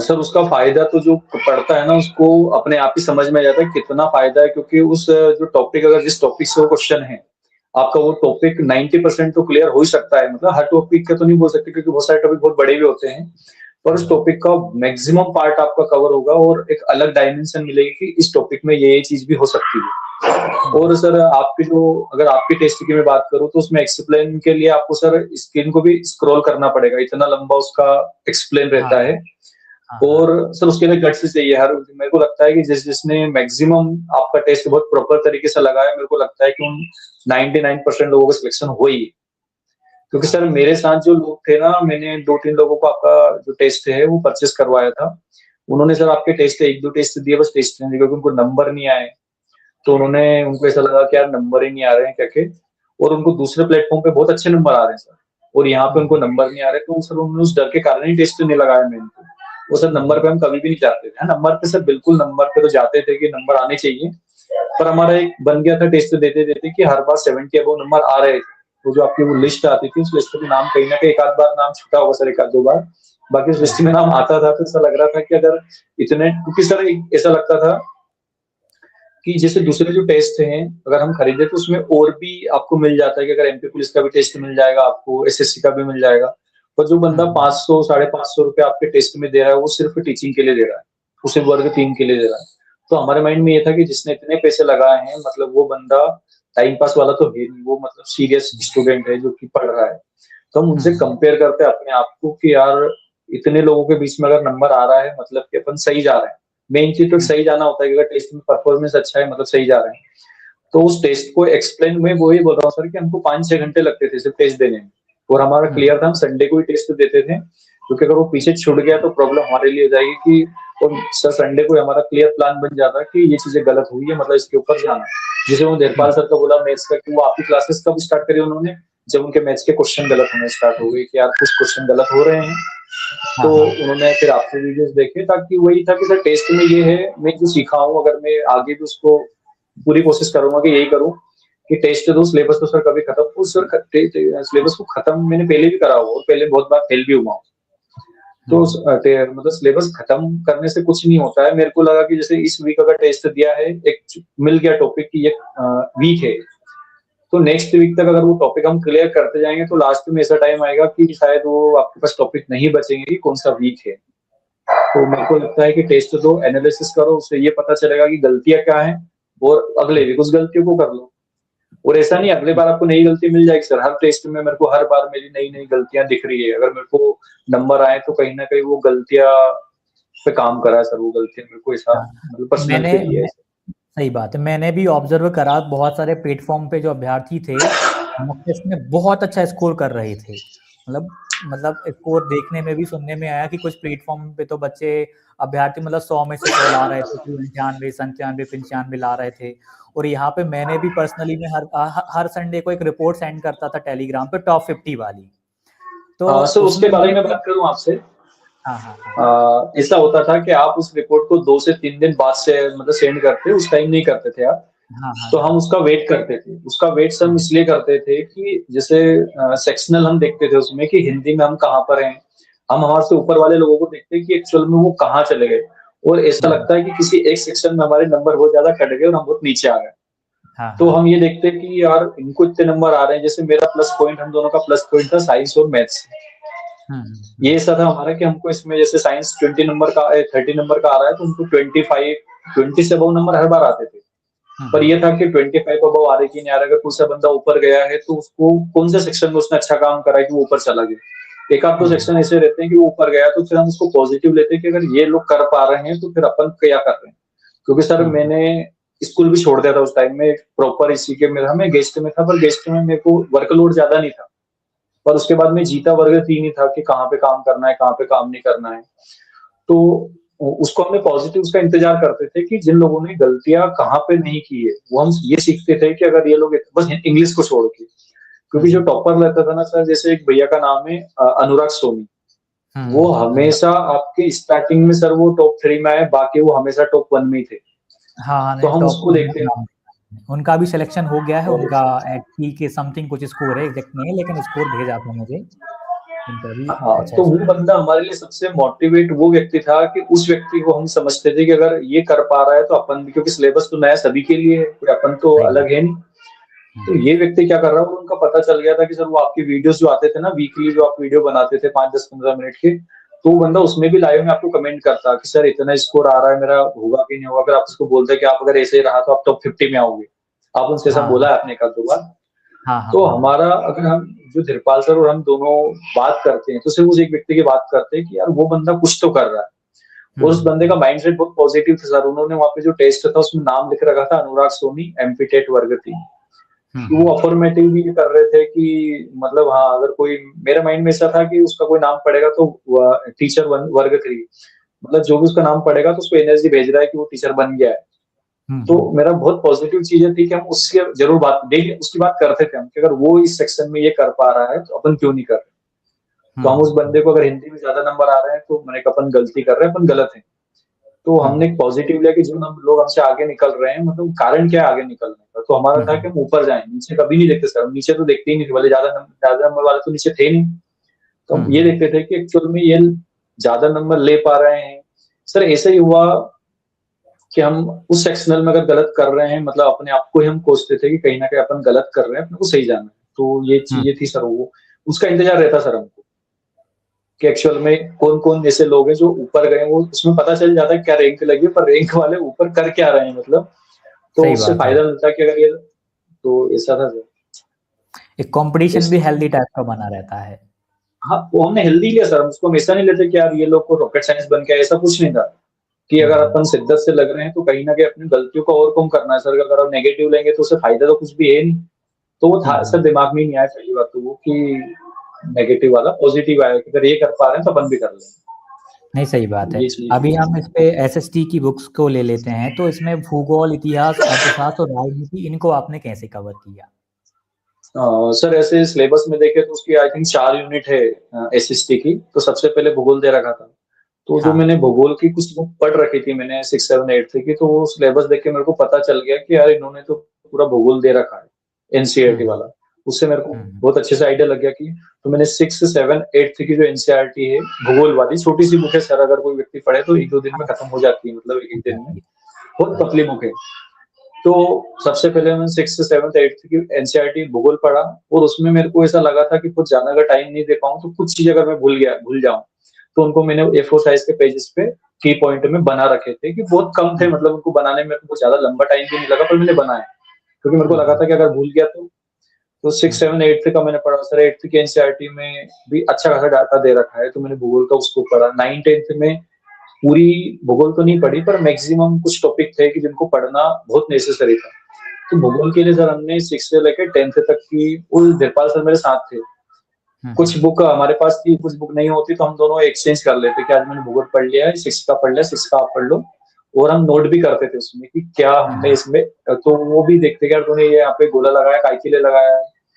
तो अगर हम कुछ पढ़ते तो डिस्कशन हर चीज होती सर, हर चीज डिस्कशन होती है हमारी। तो वो भूगोल के लिए तो सर 6 से लेकर 10th तक का, पर 10th में पूरा भूगोल नहीं पढ़ना है, कुछ टॉपिक आप छोड़ सकते हो, पर उससे इसके अलावा तो सर भूगोल में कहीं पर नहीं गए हैं। और आपके टेस्ट थे सर। सर एक और चीज है कि हम जो पढ़ रहे थे ना, उसका वैलिडेशन आपके टेस्ट से मिल रहा था हमको, कि हम जो पढ़ रहे हैं वो टेस्ट में आ रहा है, वो सिलेबस पढ़ रहे हैं, वो सिलेबस आपके टेस्ट से आ रहा है। क्योंकि मैंने एक आध दो और प्लेटफॉर्म पे कुछ टेस्ट लगा के देखे थे, तो वहां पे मेरे को ऐसा क्लियर फील हुआ कि मतलब सिलेबस नहीं है, उसके बाद ये चीजें दे रहे हैं।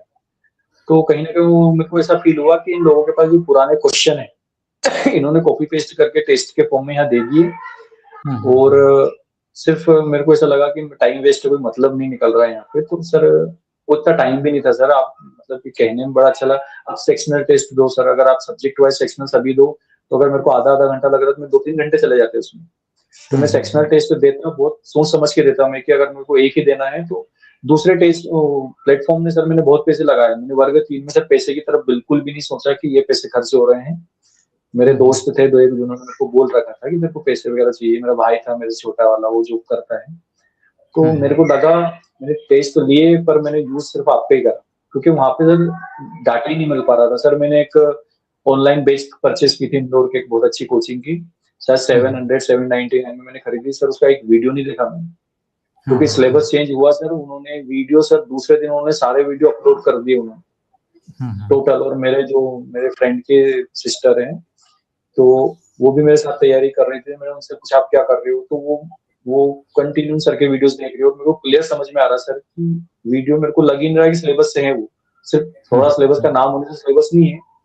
तो मैं भटका नहीं सर, सबसे मेन चीज ये है कि ईश्वर की कृपा से मैं भटका नहीं। और मैंने आपकी वीडियोस भी देखता था मैं, तो मेरे को बहुत एक समझ पैदा हो गई थी एक्चुअल में करना क्या है। तो सर भूगोल के लिए मैं एनसीईआरटी 6 to 10th पे रहा। इसके बाद कहीं ना कहीं इतिहास के लिए भी उन्होंने इतिहास जो बना के दिया था, वो मैंने देखा कि उन्होंने 11th की जो बुक है, वो 12th की जो बुक है, कुछ टॉपिक जो 11th से डायरेक्ट 12th में गए हैं, तो 11th के कुछ टॉपिक पढ़े। 12th की जो बहुत पतली एनसीईआरटी है, वो भी कोई बहुत ज्यादा बड़ी नहीं है, तो मैंने वो भी पढ़ा। और मैंने 6, 7, 8 की एनसीईआरटी में मैंने देखा कि कुछ टॉपिक अगर हैं तो पढ़ लिया, अदरवाइज मैं थोड़ा सा लूसेंट की ओर भी गया था, क्योंकि अगर इतिहास ऐसे पढ़ने जाऊं तो बहुत बड़ा हो जाएगा वो। तो मैं कहीं ना कहीं फिर लूसेंट की तरफ चला गया था। तो इतिहास के लिए मैंने लूसेंट, और हिस्ट्री के लिए मैंने थोड़ा सा एनसीईआरटी का यूज करा था। और इसके बाद सर अर्थशास्त्र था, तो अर्थशास्त्र में से जो आपके टेस्ट लगाए, तो कुछ पंचवर्षीय योजनाएं, तो वो आपको एनसीईआरटी में नहीं मिल सकती सर।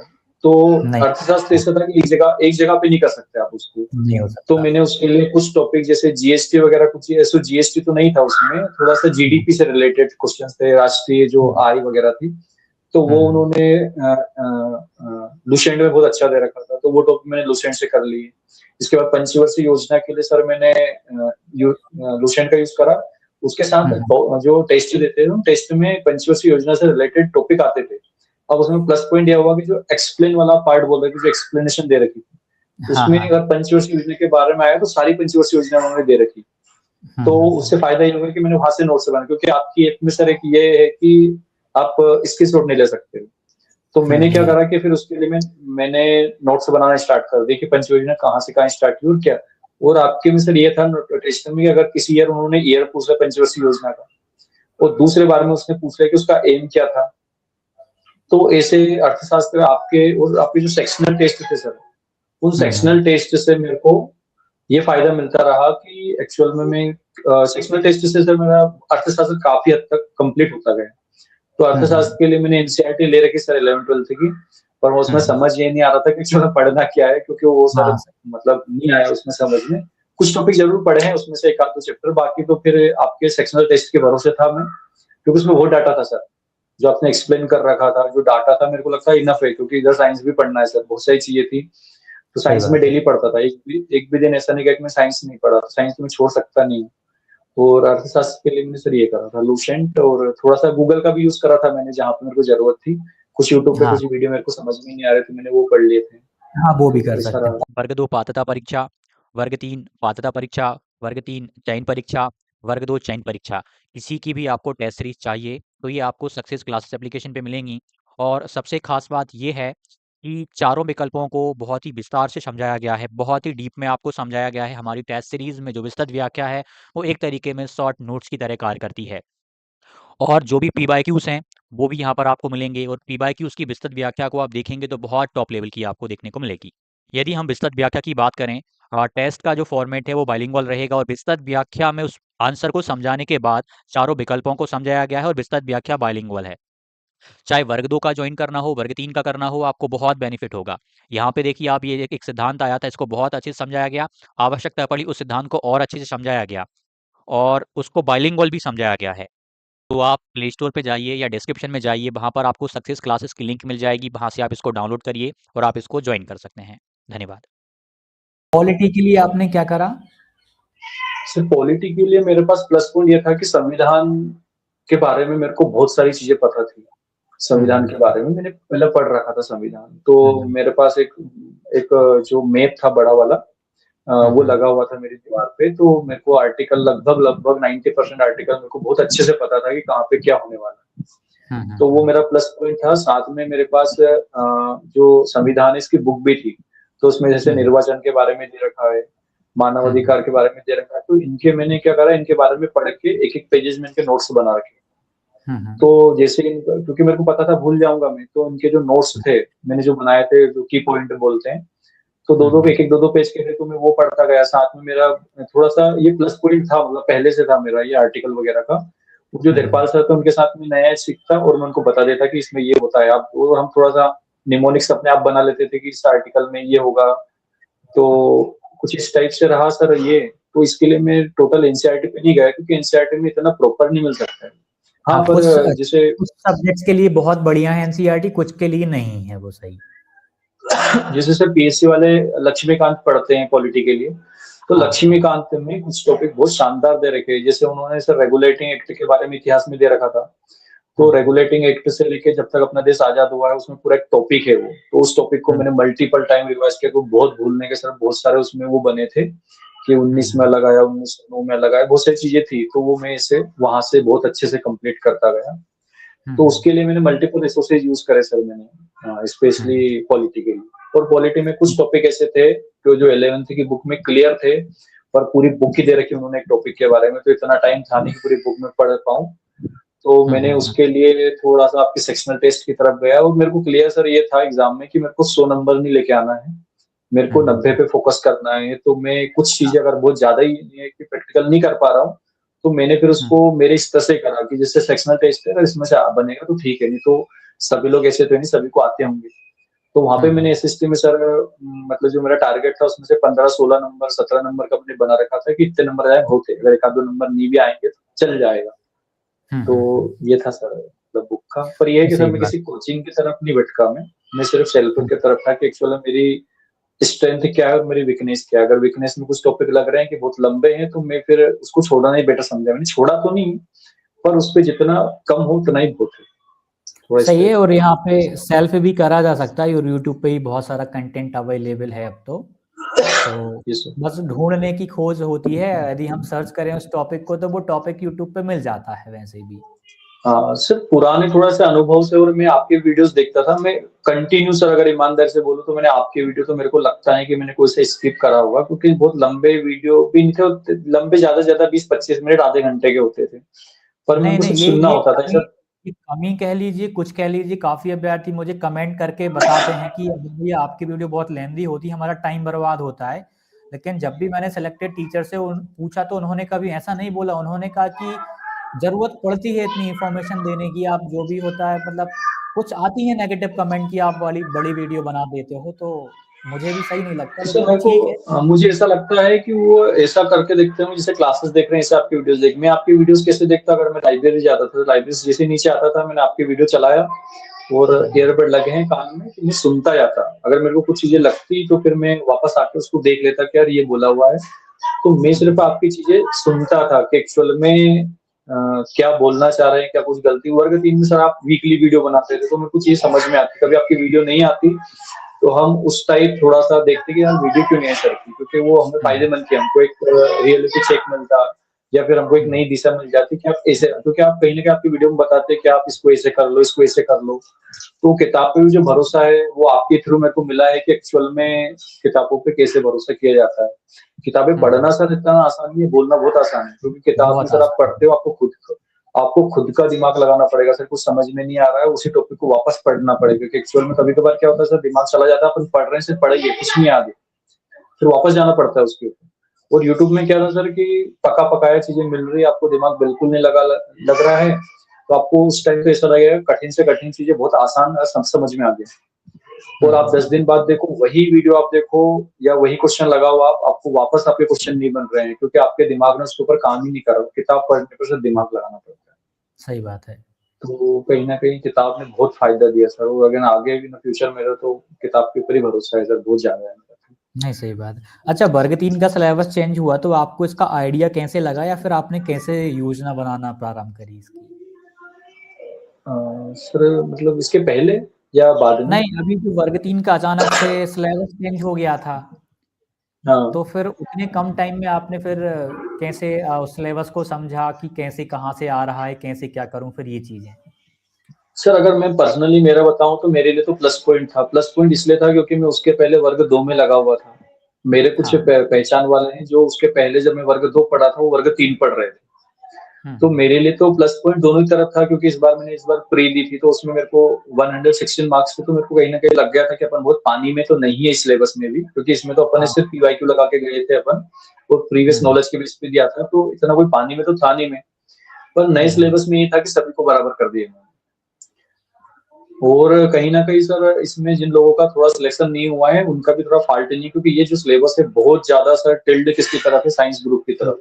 सही बात है, अगर सही सर बात है। मेरे को अगर प्लस पॉइंट अगर फायदा मिला तो मैं साइंस ग्रुप में था, क्योंकि सर हम वो जो दिलपाल सर हम दोनों केमिस्ट्री पढ़ते थे या फिजिक्स पढ़ते थे, हमको प्रॉब्लम आती है क्योंकि क्वेश्चन नहीं बन रहे हैं या क्या हुँ। समझाना चाह रहा है समझ में नहीं आ रहा। तो हम यही सोचते हैं कि हम साइंस ग्रुप के हैं, उसके बाद इतना मतलब कहीं न कहीं सर ये बोल सकता हूँ कि 9th और 10th का जो फिजिक्स है उसको करने में हमको पसीने आते थे, क्योंकि हुँ। क्वेश्चन नहीं बन रहे हैं ना सर, प्रॉब्लम थी क्वेश्चन नहीं बन रहे। तो हम ये सोचते थे कि यार जो साइंस ग्रुप का नहीं है, जो आर्ट का है, भाई उसके लिए कितनी प्रॉब्लम आती होगी यार, कि मतलब ठीक है ऐसे से अपन पढ़ सकते हैं, इसी से पढ़ना है, इतना हुँ। समझना फिर भी पर समझ में आ जाता है। पर सही उनके है। लिए कितना प्रॉब्लमेटिक होगा साइंस। तो कहीं न कहीं ये सिलेबस थोड़ा-सा साइंस ग्रुप की तरफ से झुकाव तो है इसका, ये तो स्पेशली है। साइंस में तो है सर। हाँ, नहीं अब वो तो कवर तो अब करना पड़ेगा जो है सो है। बस ये है कि अब टाइम भी मिल रहा है, अब अगली परीक्षा होगी तब तक तो कोई बहुत अच्छे से कवर कर लेगा मैथ को भी, साइंस को भी बहुत अच्छे से किया जा सकता है अब तो, किया जा बिल्कुल सर। सकता है। तो हमने सर उसको अब नेगेटिव एग्ज़ाम नहीं लिया था कि सिलेबस। हाँ, हाँ, सही सर बात बोलिए। है। जी, आप बोल रहे थे नेगेटिव नहीं लेना? हाँ, मतलब सिलेबस चेंज हुआ तो हमने उसको नेगेटिव बिल्कुल नहीं लिया। हमने ये लिया कि सभी लोग फ्रेश हैं, अब सब बराबर है, क्योंकि मैं इधर वर्ग 2 में लगा हुआ था, तो मेरा हुँ। ये था कि मेरे लिए तो सिलेबस नया, सबके लिए नया है। तो हमें हुँ। नेगेटिव नहीं था, क्योंकि उसका सिलेक्शन लेना था। नेगेटिव सोच के हम करते क्या थे, क्योंकि हुँ। सिलेक्शन लेना है तो वो था कि करना तो है। और फिर वो कहीं न कहीं सर एक तो सिलेबस का पता चल गया था, मेरे को क्लियर था आपकी वीडियोज़ देख के कि आपको एनसीईआरटी में रहना पड़ेगा। सिलेबस भी वो एनसीईआरटी से दे रहे हैं, तो सिर्फ बुक से पढ़ना है। पर ये है कि सर सिलेबस आने के 5, 7, 8 दिन सर सिर्फ मैं बुक की खोज में रहा कि सर बोलिए ना वो जो प्लीज़। बुक का अगर मैं आपसे बोलूँ तो जो मैं आपके आप बहुत लंबे टाइम से सर मैं आपकी वीडियोज़ देख रहा था, हुँ। तो हुँ। ऊपर जो है वो भरोसा मेरे को कि बुक पे इतना, क्योंकि सर बिना अगर मैं बात बोल रहा हूँ तो मेरे दिमाग में कहीं न कहीं मैं आपकी कंटिन्यू जो वीडियो देख रहा था, वर्ग हाँ, 2 हाँ। टाइम भी आप बुक के ऊपर फ़ोकस कर रहे थे, तो वो कहीं न कहीं था, इसीलिए मैं बुक के ऊपर था। पर ये है कि बुक के ऊपर आपको खुद को बहुत मेहनत करनी पड़ती है इसको बुक करने के लिए। यूट्यूब सही में क्या बात है कि आप सिर्फ बैठे-बैठे देख रहे हो, पर ये था सर। बिल्कुल, तो सर मैं इसमें यूट्यूब कुछ से भी इसलिए बचा था कि इतने दिन का हुँ। हाँ सर। हाँ, इसमें कुछ सर क्वेश्चन्स और यूट्यूब से अपने बचने का कारण ये था कि मैंने हाँ, हाँ थोड़ा-सा सर, सर आप मतलब बोलिए। ब्लरिंग वगैरह होने लगी है, मतलब कोई नेटवर्क इश्यू तो नहीं है अर्जुन जी कोई? सर कुछ फ़ोन आ रहे थे तो उसके कारण हो रहा था वो, अब नहीं होगा। अच्छा, अच्छा, ठीक, अभी तो नहीं आ रहे ना? ये हाँ, अभी नहीं थोड़ा-सा आ वो रहे। ठीक है, अब थोड़ा-सा और कर लेते हैं अपन, उसके बाद फिर इसको कंप्लीट करते हैं नहीं, नहीं, कोई 10-15 मिनट दिक्कत लग नहीं सर वो तो नहीं उसको कट कर दिया मैंने, ठीक है। ठीक, ठीक, ठीक, कट ठीक, कर ठीक। दिया मैंने, ठीक है। ठीक है। अब हम इसमें कुछ क्वेश्चंस लेंगे जो काम के हैं, बहुत महत्वपूर्ण हैं और लगभग 10 या 15 मिनट में अपन इसको कंप्लीट कर देंगे फिर। नहीं सर आप आराम तो से करिए। बिल्कुल, बिल्कुल। क्योंकि क्या है कि अपन को हर चीज़ थोड़ा-सा अच्छे से उनको बताएँगे अभ्यर्थियों को, तो वो बहुत अच्छे से चीज़ों को समझेंगे क्योंकि 10 मिनट के इंटरव्यू में 10 मिनट में आप अपनी पूरी यात्रा नहीं बता सकते, मुझे भी ये लगता है। तो इसमें हम बात करें एक चीज़ जैसे कि आपने अभी धीरपाल सर का कई बार ज़िक्र किया, तो अ, मतलब कैसे आप दोनों साथ में पढ़ते थे? थोड़ा-सा ये मुझे बताइएगा और सर का सिलेक्शन भी सर हो ये गया था था? कि हाँ सर, उनके भी सर गेस्ट से उनकी 7th रैंक लगी है। अगर गेस्ट की क्या बात बात है! करें ओबीसी से, तो बहुत-बहुत गेस्ट ओबीसी से शुभकामनाएँ। उनकी 7th रैंक है। सर बहुत ओके, टैलेंटेड हैं दिलपाल सर और बहुत बड़े फैन हैं आपके पहली बात तो सर, तो उनकी तरफ से बहुत धन्यवाद आपको स्पेशली टेस्ट के लिए। उनको भी तो बहुत-बहुत सर धन्यवाद। हम दोनों शुभकामनाएँ भी सिलेक्शन हो गया सर का। हाँ, ये सर और हम दोनों की क्या सर वो लाइब्रेरी में आते थे, वो लाइमेन का पढ़ते थे उस टाइम जब मैं वर्ग 2 का पढ़ रहा था, तो वो लाइमेन का पढ़ते थे। लाइमेन में भी सर 2-3 नंबर से वो रह गए थे। हाँ, हाँ, तो हाँ। उसके बाद उनके पास भी डीएड था और इधर वर्ग 3 मेरा था, उनका था, तो हम वर्ग 3 में बहुत ज़्यादा क्लोज़ हो गए। हुँ, तो हुँ, हुँ। वर्ग 3 में सर हमारा ये था कि वो मेरे से बड़े हैं, तो भैया जैसे हैं, तो जैसे मैंने आपका कोर्स खरीदा, मैंने आपके टेस्ट दिए, फिर मैंने उनसे बोला कि सर इनका टेस्ट तो देना पड़ेगा, मतलब लेना पड़ेगा। उन्होंने भी sir hmm, same as it is जो कोर्स मैंने लिया था ना कोचिंग का, उन्होंने भी लिया था वो। उन्होंने भी सर हुँ, एक भी वीडियो नहीं देखे उस कोचिंग के, उन्होंने भी नहीं देखे बिल्कुल।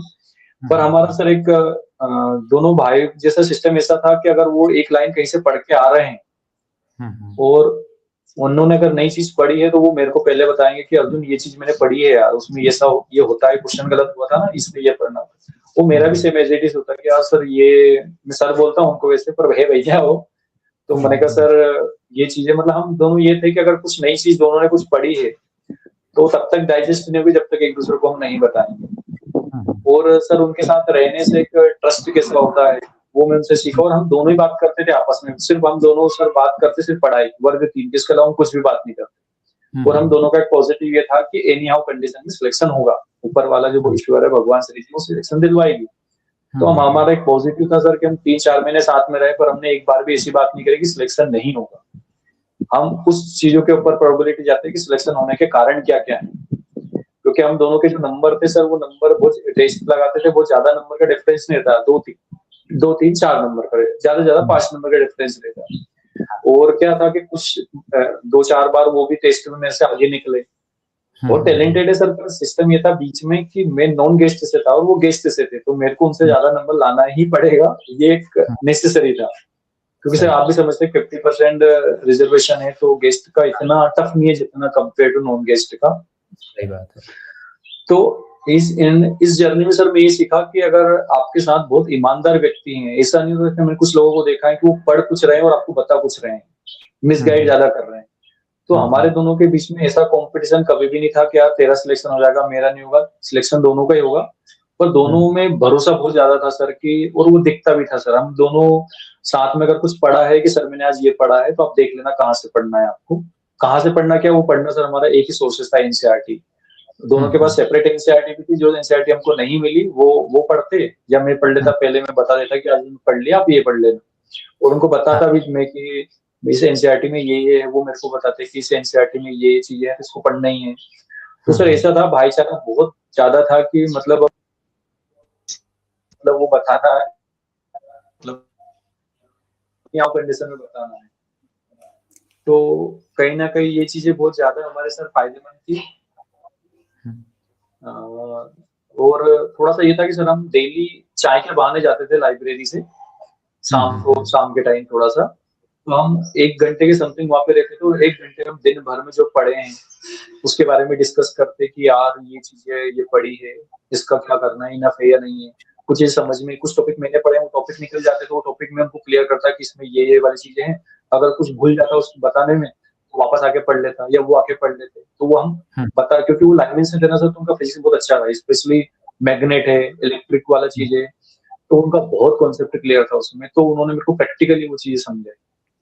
और आपका टेस्ट लगाया हमने, टेस्ट हम दोनों कहीं ना कहीं टेस्ट इस टाइम पे लगाते हैं कि शाम के पहले वो टेस्ट हमारा कंप्लीट हो जाना चाहिए, क्योंकि मैं या तो सुबह लगा लेता या दिन में लगा लेता। टेस्ट संडे को दोनों फ्री रहते, क्योंकि वो भी गेस्ट में जा रहा था, मैं भी गेस्ट में जा रहा था, तो संडे को हम टेस्ट लगाते और उसके बाद शाम को हम ये रास्ता देखते कि दोनों का टेस्ट लग गया, और उसके बाद हम दोनों चाय के लिए जाते और उस टेस्ट के बारे में 1-2 घंटे डिस्कस करते कि यार तूने ये गलती कैसे कर दी।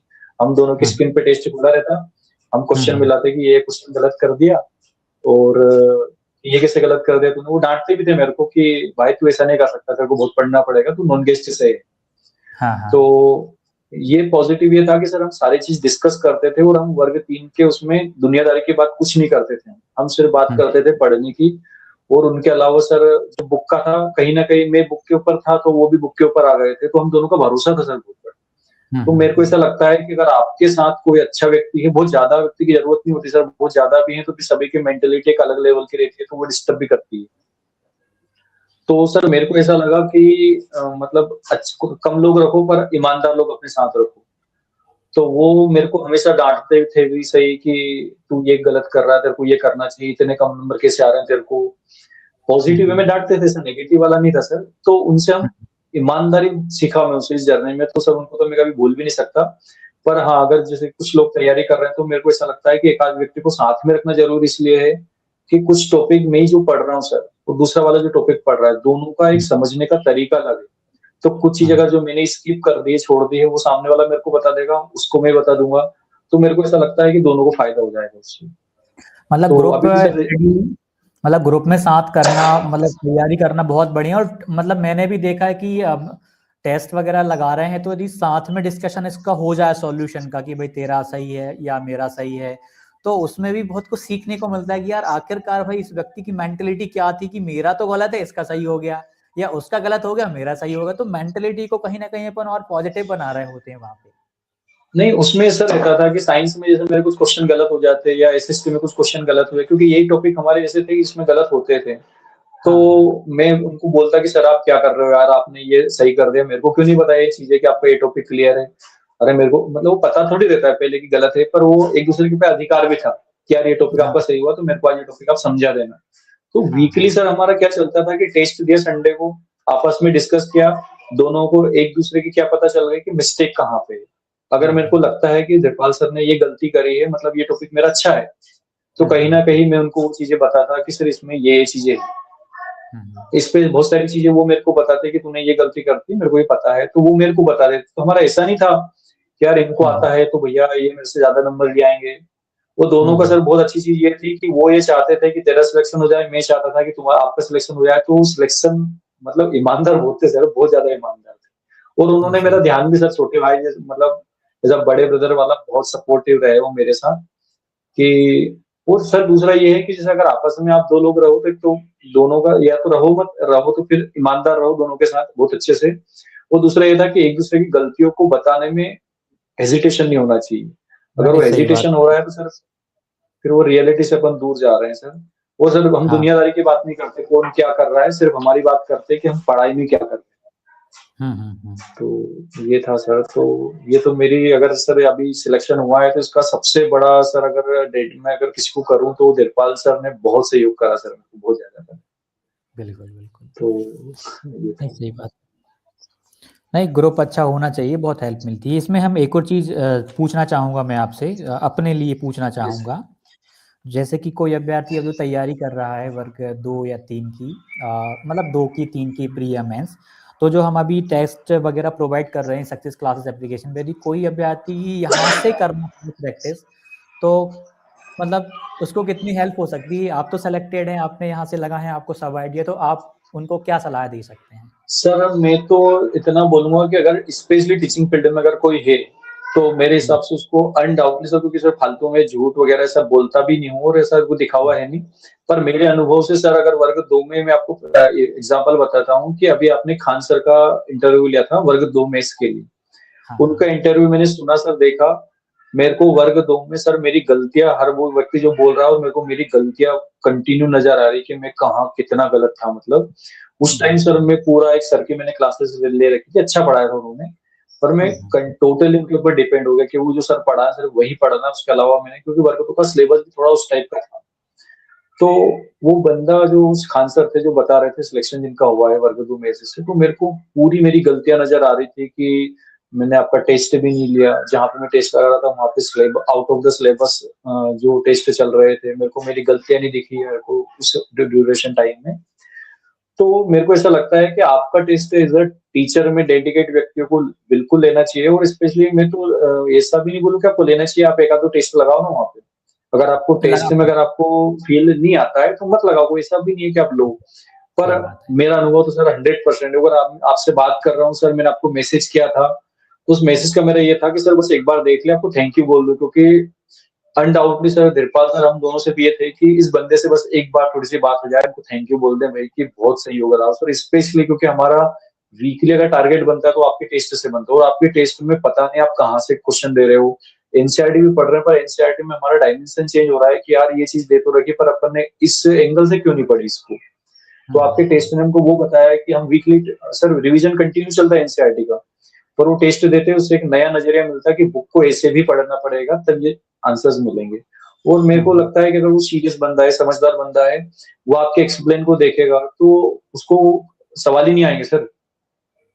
वो दूसरा ये कि जैसे मैंने मेरे फ्रेंड के वाइफ है, उनको भी आपका दिलवाया था मैंने सर, उनका मैं आपको बताता हूँ ऐसा कि वो जब मैं वर्ग 2 की तैयारी कर रहा था, वो उस टाइम से वर्ग 3 की तैयारी लगी हुई थी, और उस कोचिंग उन्होंने ऑफलाइन बेच खरीद रखी थी। वो भी बहुत टैलेंटेड है, पर वो टोटली उस कोचिंग के भरोसे रही।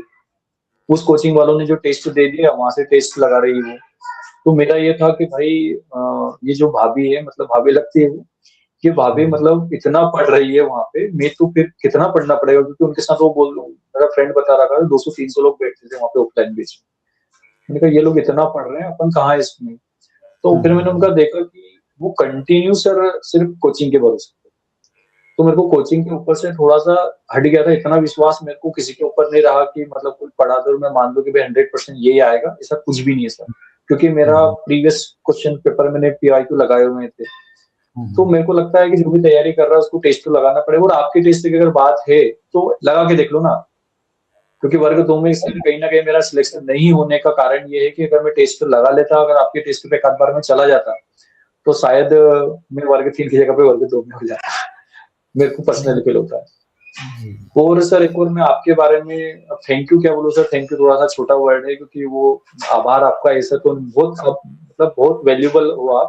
आपके जो वीकली वीडियो आते हैं सर, उसका सर फायदा पता क्या रहता है कि जैसे मैं टीचिंग से जुड़ा हूँ, तो मेरे को एक ट्रस्ट बिल्ड हो गया अंदर से कि टीचिंग में मेरा सिलेक्शन हो जाएगा। सर मैं स्कूल में पढ़ाता था, वहाँ पे मेरे को 6-7 साल हो गए थे। वहाँ पे मैं एज अ परमानेंट टाइप था कि मेरे को मतलब गर्मी में सैलरी वगैरह अच्छी सैलरी वगैरह थी, मतलब अच्छे मिल रहे थे। तो आपके वीडियोस वगैरह में वीकली देखता ना, तो मेरा दिमाग क्लियर था कि मेरे को गवर्नमेंट में जाना है और मेरा लगेगा, क्योंकि कहीं ना कहीं भटकाव तो है सर, ऐसा तो नहीं कि भटकाव नहीं है। तो आपका जो वीकली टेस्ट आता था ना, वो एक ऐसा मोटिवेशन तो इनर था, पर आपको बाहर ऐसा था कि हाँ अपन जो कर रहे हैं वो सही कर रहे हैं। कुछ आपके 15 या 20 मिनट का वीडियो था, उसमें कुछ ऐसे टॉपिक मिल जाते सर कि जहां पर मेरे को ऐसा लगा कि हाँ कुछ नई चीज मिलती कि ऐसा कर सकता हूँ, ऐसा कर सकता हूँ। तो मेरे को सर ऐसा लगा कि आपकी वीडियो ने मेरे को वीकली, वो धीरपाल सर बोलते थे, अगर मैं ऐसा लग सकता है कि मैं गलत हूँ, और मेरे को ऐसा लगा कि जो धीरपाल सर बोलते थे कि यार उस भैया का वीडियो नहीं आया यार, पता नहीं क्यों नहीं आया। तो उससे हमको वीकली सपोर्ट मिलता था कि एक्चुअल में हम सही जा रहे हैं कि गलत जा रहे हैं, और गलत जा रहे हैं तो कहाँ पे गलत जा रहे हैं। तो उसने कंटिन्यू हमको बांधे रखा सर, सिस्टम ये रहा कि बांधे रखा। नहीं सही तो सही बात है ये तो। उसके लिए सर बहुत बहुत धन्यवाद आपको, वो धीरपाल सर की तरफ से बहुत ज्यादा धन्यवाद सर आपको, क्योंकि हम दोनों बहुत ज्यादा मानते हैं आप। नहीं आपने बहुत मेन चीज है कि आपने मेहनत करी है। क्या कि कई बार क्या होता है कि जैसे मान लीजिए मैंने कुछ सलाह दी, अब उस सलाह को कितने अभ्यर्थी एक्सेप्ट कर रहे हैं ये उन पर डिपेंड करता है, क्योंकि मैंने भी मतलब कभी भी मैं कोई सी भी चीज बताता हूँ तो मतलब रट के नहीं आता पहले से, जो भी मतलब मैंने अनुभव से सीखा है, करा है, या जो भी दिल में रहता है वो सीधा यहाँ पे रख देता हूँ। अर्जुन जी, मैं ये बता रहा था कि जो भी चीज़ें मैं बताता हूँ यहाँ पर, तो वो पूरे दिल से बताता हूँ कि मतलब ये नहीं रहता कि मतलब कुछ रट के आ गया और वो बता दिया मैंने। नहीं, जो भी अपने हृदय में चीज़ें आई हुई हैं अपन ने वो सामने वाले को अपन साझा कर देते हैं, तो इससे सामने वाले अभ्यर्थियों को बहुत बड़े स्तर पे फायदा मिलता है। कभी कभी इसका मतलब नुकसान तो नहीं है, प्रॉफिट ही है कि कई बार मैं जो बात 10 मिनट में बतानी होती है वो उसमें थोड़ा सा ज़्यादा टाइम लग जाता है, लेकिन इसका प्रॉफिट ही होता है। मैंने देखा है कि एमपीपीएससी ये बड़े बड़े एग्जाम। सर मेरे को हाँ हाँ जी। सर जैसे मैंने जो आपके वीडियोस देखे हैं, अगर मैं मेरे अनुभव की मैं बात करता हूँ सर, सर हाँ आप हाँ ऐसा तो नहीं बोलूंगा कि वो लाइक मेरे को ऐसा लगा कि कुछ बनावटी या फ्रॉड वाला सिस्टम मेरे को आज तक दिखा ही नहीं आपका। तो अर्जुन जी, आपसे एक हम सुझाव चाहेंगे, खासकर जो अभ्यर्थी तैयारी कर रहे हैं, प्रथम बार तैयारी कर रहे हैं, और या उनका सेकंड थर्ड जो भी अटेम्प्ट हो, तो उनको आप लास्ट में क्या संदेश देना चाहेंगे, क्या बताना चाहेंगे? हाँ सर, मैं ऐसा किसी को सजेशन मेरे अनुभव से ये जरूर दे सकता हूँ कि अगर तैयारी करना है, जैसे अगर प्री की तैयारी कर रहे हैं, तो जैसे आपकी क्लासेस पे अभी एमसीक्यू अवेलेबल है, तो मुझे लगता है कि वीकली आपका सिलेबस हो या ना हो, आप एमसीक्यू दो, उसको एनालिसिस करो, ताकि आपको एक टॉपिक का भी पता लगेगा कि इतने एमसीक्यू आप एग्जाम तक भी नहीं दे पाओगे सर। क्योंकि एमसीक्यू मतलब अगर हम पूरा फुल एंड टेस्ट दे तो पूरा दिन चाहिए उसमें, तो आपको एक नजरिया मिलता रहेगा, एक आपको दिशा मिलती रहेगी कि क्या चीजें अपने को नहीं आती। अगर आप वीकली हर एक टॉपिक कवर करते रहोगे, तो मेरे को लगता है कि एग्जाम तक आपके सारे टॉपिक क्लियर हो जाएंगे और आपको कॉन्फिडेंस भी मिलेगा। आप नंबर पे बिल्कुल जाने की जरूरत ही नहीं सर, नंबर अपने आप बढ़ते रहेंगे। अगर नंबर को अपन ने दिया तो नंबर फिर डिमोटिवेट भी करता है, और नंबर फिर डराता है और व्यक्ति फिर टेस्ट देना छोड़ देता है। क्योंकि अपने को एग्जाम निकालना है, ये टेस्ट नहीं निकालना है, तो कहीं ना कहीं स्टार्टिंग में कुछ टेस्ट तो अपने जाएंगे, और फिर टेस्ट में अपनी गलतियां दिखेंगी सर, क्योंकि बहुत मेरे को लगता है सर कि क्वेश्चन पूछना क्या चाह रहा है, एक आध दो वर्ड गलत पढ़ लिया और उस क्वेश्चन का आंसर गलत दे दिया। तो मेरे को लगता है कि प्री के लिए तो उनको, और मेंस के लिए भी सर वही है कि आप वीकली टेस्ट दो, उस वीक में आपको पता लग रहा है कि, क्योंकि टेस्ट में ऐसा तो है नहीं कि आपको पूरा टेस्ट ही टेस्ट देना है। आपने टेस्ट दिया, आपको कुछ गलतियां हुए, एक आध दो टॉपिक आपने एक दो दिन में क्लियर कर लिए, बाकी आपका जो सिलेबस चल रहा है वो आप सिलेबस चलते रहो। वो दूसरा मेरा ये है सर कि आप प्रॉपर किसी कोचिंग या किसी के भरोसे ना रहें। अपने अगर सर जैसे मैं मेरी बात करूँ तो मैंने सर जो सिलेबस है उसकी 2 प्रिंट आउट निकाल रखी थी। उस सिलेबस पे मैंने हर उस पे पेंसिल से लिख रखा था कि ये टॉपिक मैंने यहाँ से पढ़ा और यहाँ से इसको रिवाइज करना है। तो कोचिंग वाले भी सर मेरे को लगता है कि इतना फायदेमंद है, क्योंकि जो एग्जामिनर है उसका माइंडसेट बहुत अलग है सर। जो बहुत कोचिंग अलग। वाले अपने स्तर से बताते हैं कि पेपर ऐसा बना दिया, ऐसा सिलेबस दे दिया, सर जिन्होंने मेरे को लगता है सिलेबस बनाया है, पेपर बना रहे हैं सर, वो बहुत एजुकेटेड, बहुत हाई एजुकेटेड लोग हैं, और अपनी समझ जहाँ तक नहीं जाएगी वहां तक हो जाए। कोचिंग वाले ब्लेम ज्यादा करते हैं कि ऐसा हो गया, सिर्फ फालतू चीजें। मेरे को ऐसा लगता है कि आप थोड़ा सा स्क्रीन टाइम अपना लिमिटेड रखो। जो चीजें समझ नहीं आ रही, मेरे को लगता है उसी पढ़ने की जरूरत तो पड़ेगी सर मोबाइल से, क्योंकि बिना मोबाइल से नहीं पढ़ सकते। जो टॉपिक समझ नहीं आ रहे उनके लिए आप डिपेंड रहो, अदरवाइज आप बुक का हेल्पफुल हो ना। सर मैक्सिमम चीजें बुक में है, आप 100% के पीछे क्यों भाग रहे हो? क्योंकि कुछ ना कुछ है। जैसे मेरा इस टाइप इंग्लिश था इस वर्ग 3 में, कि इंग्लिश में उस फुल ऑफ नहीं कर पाऊंगा, तो मैंने उसको थोड़ा सा एक लिमिट में रखा। बाकी मैंने दूसरी चीजों में फोकस करा। अगर आज की डेट में अभी मैं पढ़ता तो फिर मैं सारे टॉपिक को एक टाइम देता, क्योंकि हर एक व्यक्ति मतलब बच्चे का सर एक कुछ ना कुछ तो प्लस पॉइंट है। अपने प्लस पॉइंट पे काम करें और अपने पर भरोसा रखना ज्यादा जरूरी है सर। मैं बहुत पॉजिटिव रहता था, और मेरे को आपके वीडियो से सर नेगेटिविटी नहीं आती। अगर कोई आपका कंटिन्यू आपको देखता है तो मुझे लगता नहीं कि उसको आपने आज तक नेगेटिव किया हो। पर ये थोड़ा सा एक गट्स भी अपने अंदर होना चाहिए कि अपन रियलिटी को भी एक्सेप्ट करें। अगर अपना कुछ चीज नहीं आ रही तो उसको सीखने में टाइम लगाए, ना कि पोस्ट में क्या इसमें, क्योंकि लोगों को अपनी गलतियां सुनने का में मतलब अच्छा नहीं लगता है। और मेरे को लगता है कि अपने ऊपर काम करना चाहिए और भरोसा अपने ऊपर रखो। ज्यादा किसी को, मेरे को लगता है किसी को ज्यादा फालतू बताने की जरूरत है। आपकी स्ट्रेंथ आपको पता है, आपकी वीकनेस आपको पता है, तो दोनों पे काम तो अपने को करना है। तो और सर सबसे ज्यादा मैं आपको धन्यवाद बोलूंगा कि स्पेशली आपके टेस्ट में को दिशा दी कि एक्चुअल में किधर मेरे को पढ़ना है, और वो चीजें सर कहीं ना कहीं टेस्ट में रिफ्लेक्ट, मतलब एग्जाम में रिफ्लेक्ट हुई। तो उसके लिए सर आपको बहुत ज़्यादा धन्यवाद सर, बहुत ज़्यादा। जी। और एक मौका दिया इसके लिए भी सर बहुत ज़्यादा धन्यवाद आपका। नहीं, आपको ही बहुत बहुत शुभकामनाएं। आप आगे अपनी तैयारी कंटिन्यू रखें और आगे और भी जहां आप जाना चाहते हैं, नेक्स्ट टारगेट जो भी है वो भी आपका अचीव हो और आप वहां पहुंचें। और जो थैंक यू अभ्यर्थी सर। देख रहे हैं उनके लिए भी कुछ संदेश देना चाहूँगा। लास्ट 2-4 मिनट लगेंगे बस। तो अर्जुन जी की पूरी कहानी हमने देखी और 1.5 घंटे से भी ज़्यादा हो गया है और शायद अभी तक का मतलब मैंने जो भी इंटरव्यूज़ लिए हैं, शायद सबसे बड़ा साक्षात्कार हम कहेंगे, चर्चा ये कहेंगे, डिस्कशन सबसे बड़ी हुई है अभी तक। क्योंकि हमें बहुत बड़ी चर्चा करनी थी, कारण ये था, प्री पे भी बात करनी थी और मेंस का सिलेबस बहुत बड़ा, तो उस पे भी बात करनी थी और बहुत सारी चीज़ें हमें जाननी थी, वो आज हमने जानी। मुझे पता है जो बहुत कम अभ्यर्थी लास्ट तक आ पाए होंगे यहाँ तक। कुछ तो क्या है कि वो बीच में छोड़ के भाग जाते हैं, वो शायद चले गए होंगे या बाद में देखेंगे जो भी उनका हो। लेकिन जो यहाँ तक आया है मतलब उसके अंदर एक वो क्या बोलते हैं, वो प्रज्वलंत ज्वाला मतलब जल रही होगी कि नहीं यार सिलेक्शन पाना है अब आगे चल के। मुझे पता है काफ़ी अभ्यर्थी ऐसे होंगे शायद इस बार सिलेक्शन ना हो पाया हो, जैसे कि सर आपका अर्जुन जी का 2022 में नहीं हो पाया था, 2022-23 में, लेकिन इस बार फाइनली उन्होंने सिलेक्शन लिया और अच्छे खासे अंकों के साथ में स्कोर मतलब सेलेक्टेड हुए हैं। इससे बड़ी खुशी क्या होगी। तो यहाँ तक आप आए हैं, आपने देखा, तो इनको नोट करके आप सीखिएगा ज़रूर सभी। सर ये जो रिजल्ट आया है इसकी मेरे को अभी जो दिख रहा है मतलब कि जो रैंक लगी है वो सब ईश्वर का है, मेरा कुछ नहीं है। पर इसके कारण पता सर आपसे बात हो गई मेरी, तो जो दिलपाल सर और हम दोनों बात करते थे कि कहीं कभी ना कभी बस इनसे बात हो जाए, क्योंकि सर हम दोनों को पता है कि आपकी वैल्यू क्या है सर इस सिलेक्शन में। वो आपकी जगह टेस्ट नहीं होते तो कहीं ना कहीं पता नहीं क्या होता, वो पता नहीं हमें। पर आपसे बात हो गई सर और आपको बस थोड़ा सा मतलब थैंक यू तो बहुत ज्यादा है सर आपको। कहीं ना कहीं ईश्वर ने चाहा तो आपसे एक बार जरूर मिलूंगा मैं। पर बिल्कुल, इसके बिल्कुल। कारण आपसे बात हो गई, ये बहुत बहुत मतलब क्या बोलूं सर, मेरे पास वर्ड नहीं है इनको बोलने के लिए। पर बहुत आपका बहुत सपोर्ट है सर, बहुत सपोर्ट रहा आपके टेस्ट का। और स्पेशली आपका भी रहा, अगर आप वीकली नए से आपसे नहीं जोड़ता तो शायद मेरी दिशा अलग हो जाती, क्योंकि बीच में मेरे को भी ऐसा लग रहा था कि मैं नहीं कर पाऊंगा। पर वही है कि अगर सही दिशा में आप काम करो, सही लोगों से जुड़ो तो।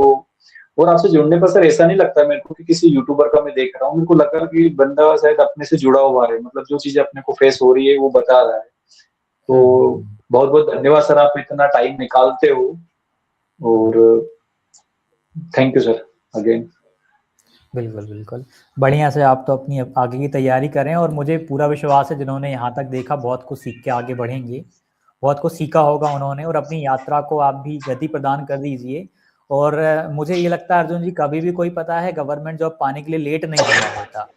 किसी की आयु कितनी भी हो गई हो, वो आज भी प्रारंभ करे, यदि आगामी 2 वर्ष, 1.5 वर्ष में यदि नौकरी पा लेता है, तो वो भी अपने आप में एक बहुत बड़ी बात होती है। तो कोई भी निराश होके अध्ययन ना करे। बिल्कुल। तो यहाँ तक आए हैं, यदि वीडियो अच्छी लगी हो, इंटरव्यू अच्छा लगा हो, तो इंटरव्यू को लाइक कीजिएगा और 2 शब्द कमेंट में लिख के जाइएगा। लास्ट में बोल रहा हूँ, बीच में मैंने नहीं बोला किसी से भी, क्योंकि मैं बहुत कम बोलता हूँ ये चीज़ें। तो आप को इंटरव्यू अच्छा लगा, आखिरी तक आपने देखा, आपको क्या देखने को मिला, आपने अर्जुन जी की कहानी से क्या सीखा, क्या आपको यूनिकनेस या इस इंटरव्यू में देखने को मिली, वो कमेंट करके बताना। और अब आगे आप कैसे अध्ययन करेंगे, वो हमें ज़रूर बताना। मिलते हैं अगली वीडियो में। धन्यवाद। Thank you sir. जी, धन्यवाद आपका भी। सब्सक्राइब कीजिए सक्सेस क्लासेस यूट्यूब चैनल को और साथ ही बेल आइकन को आप ज़रूर दबाइएगा। टेलीग्राम चैनल को ज्वाइन करना मत भूलिएगा। यहाँ पर आपको बुक्स के बारे में जानकारी मिलती है और टीचिंग संबंधी जो भी नोटिफिकेशन होते हैं वो आपको यहाँ पर मिलते हैं।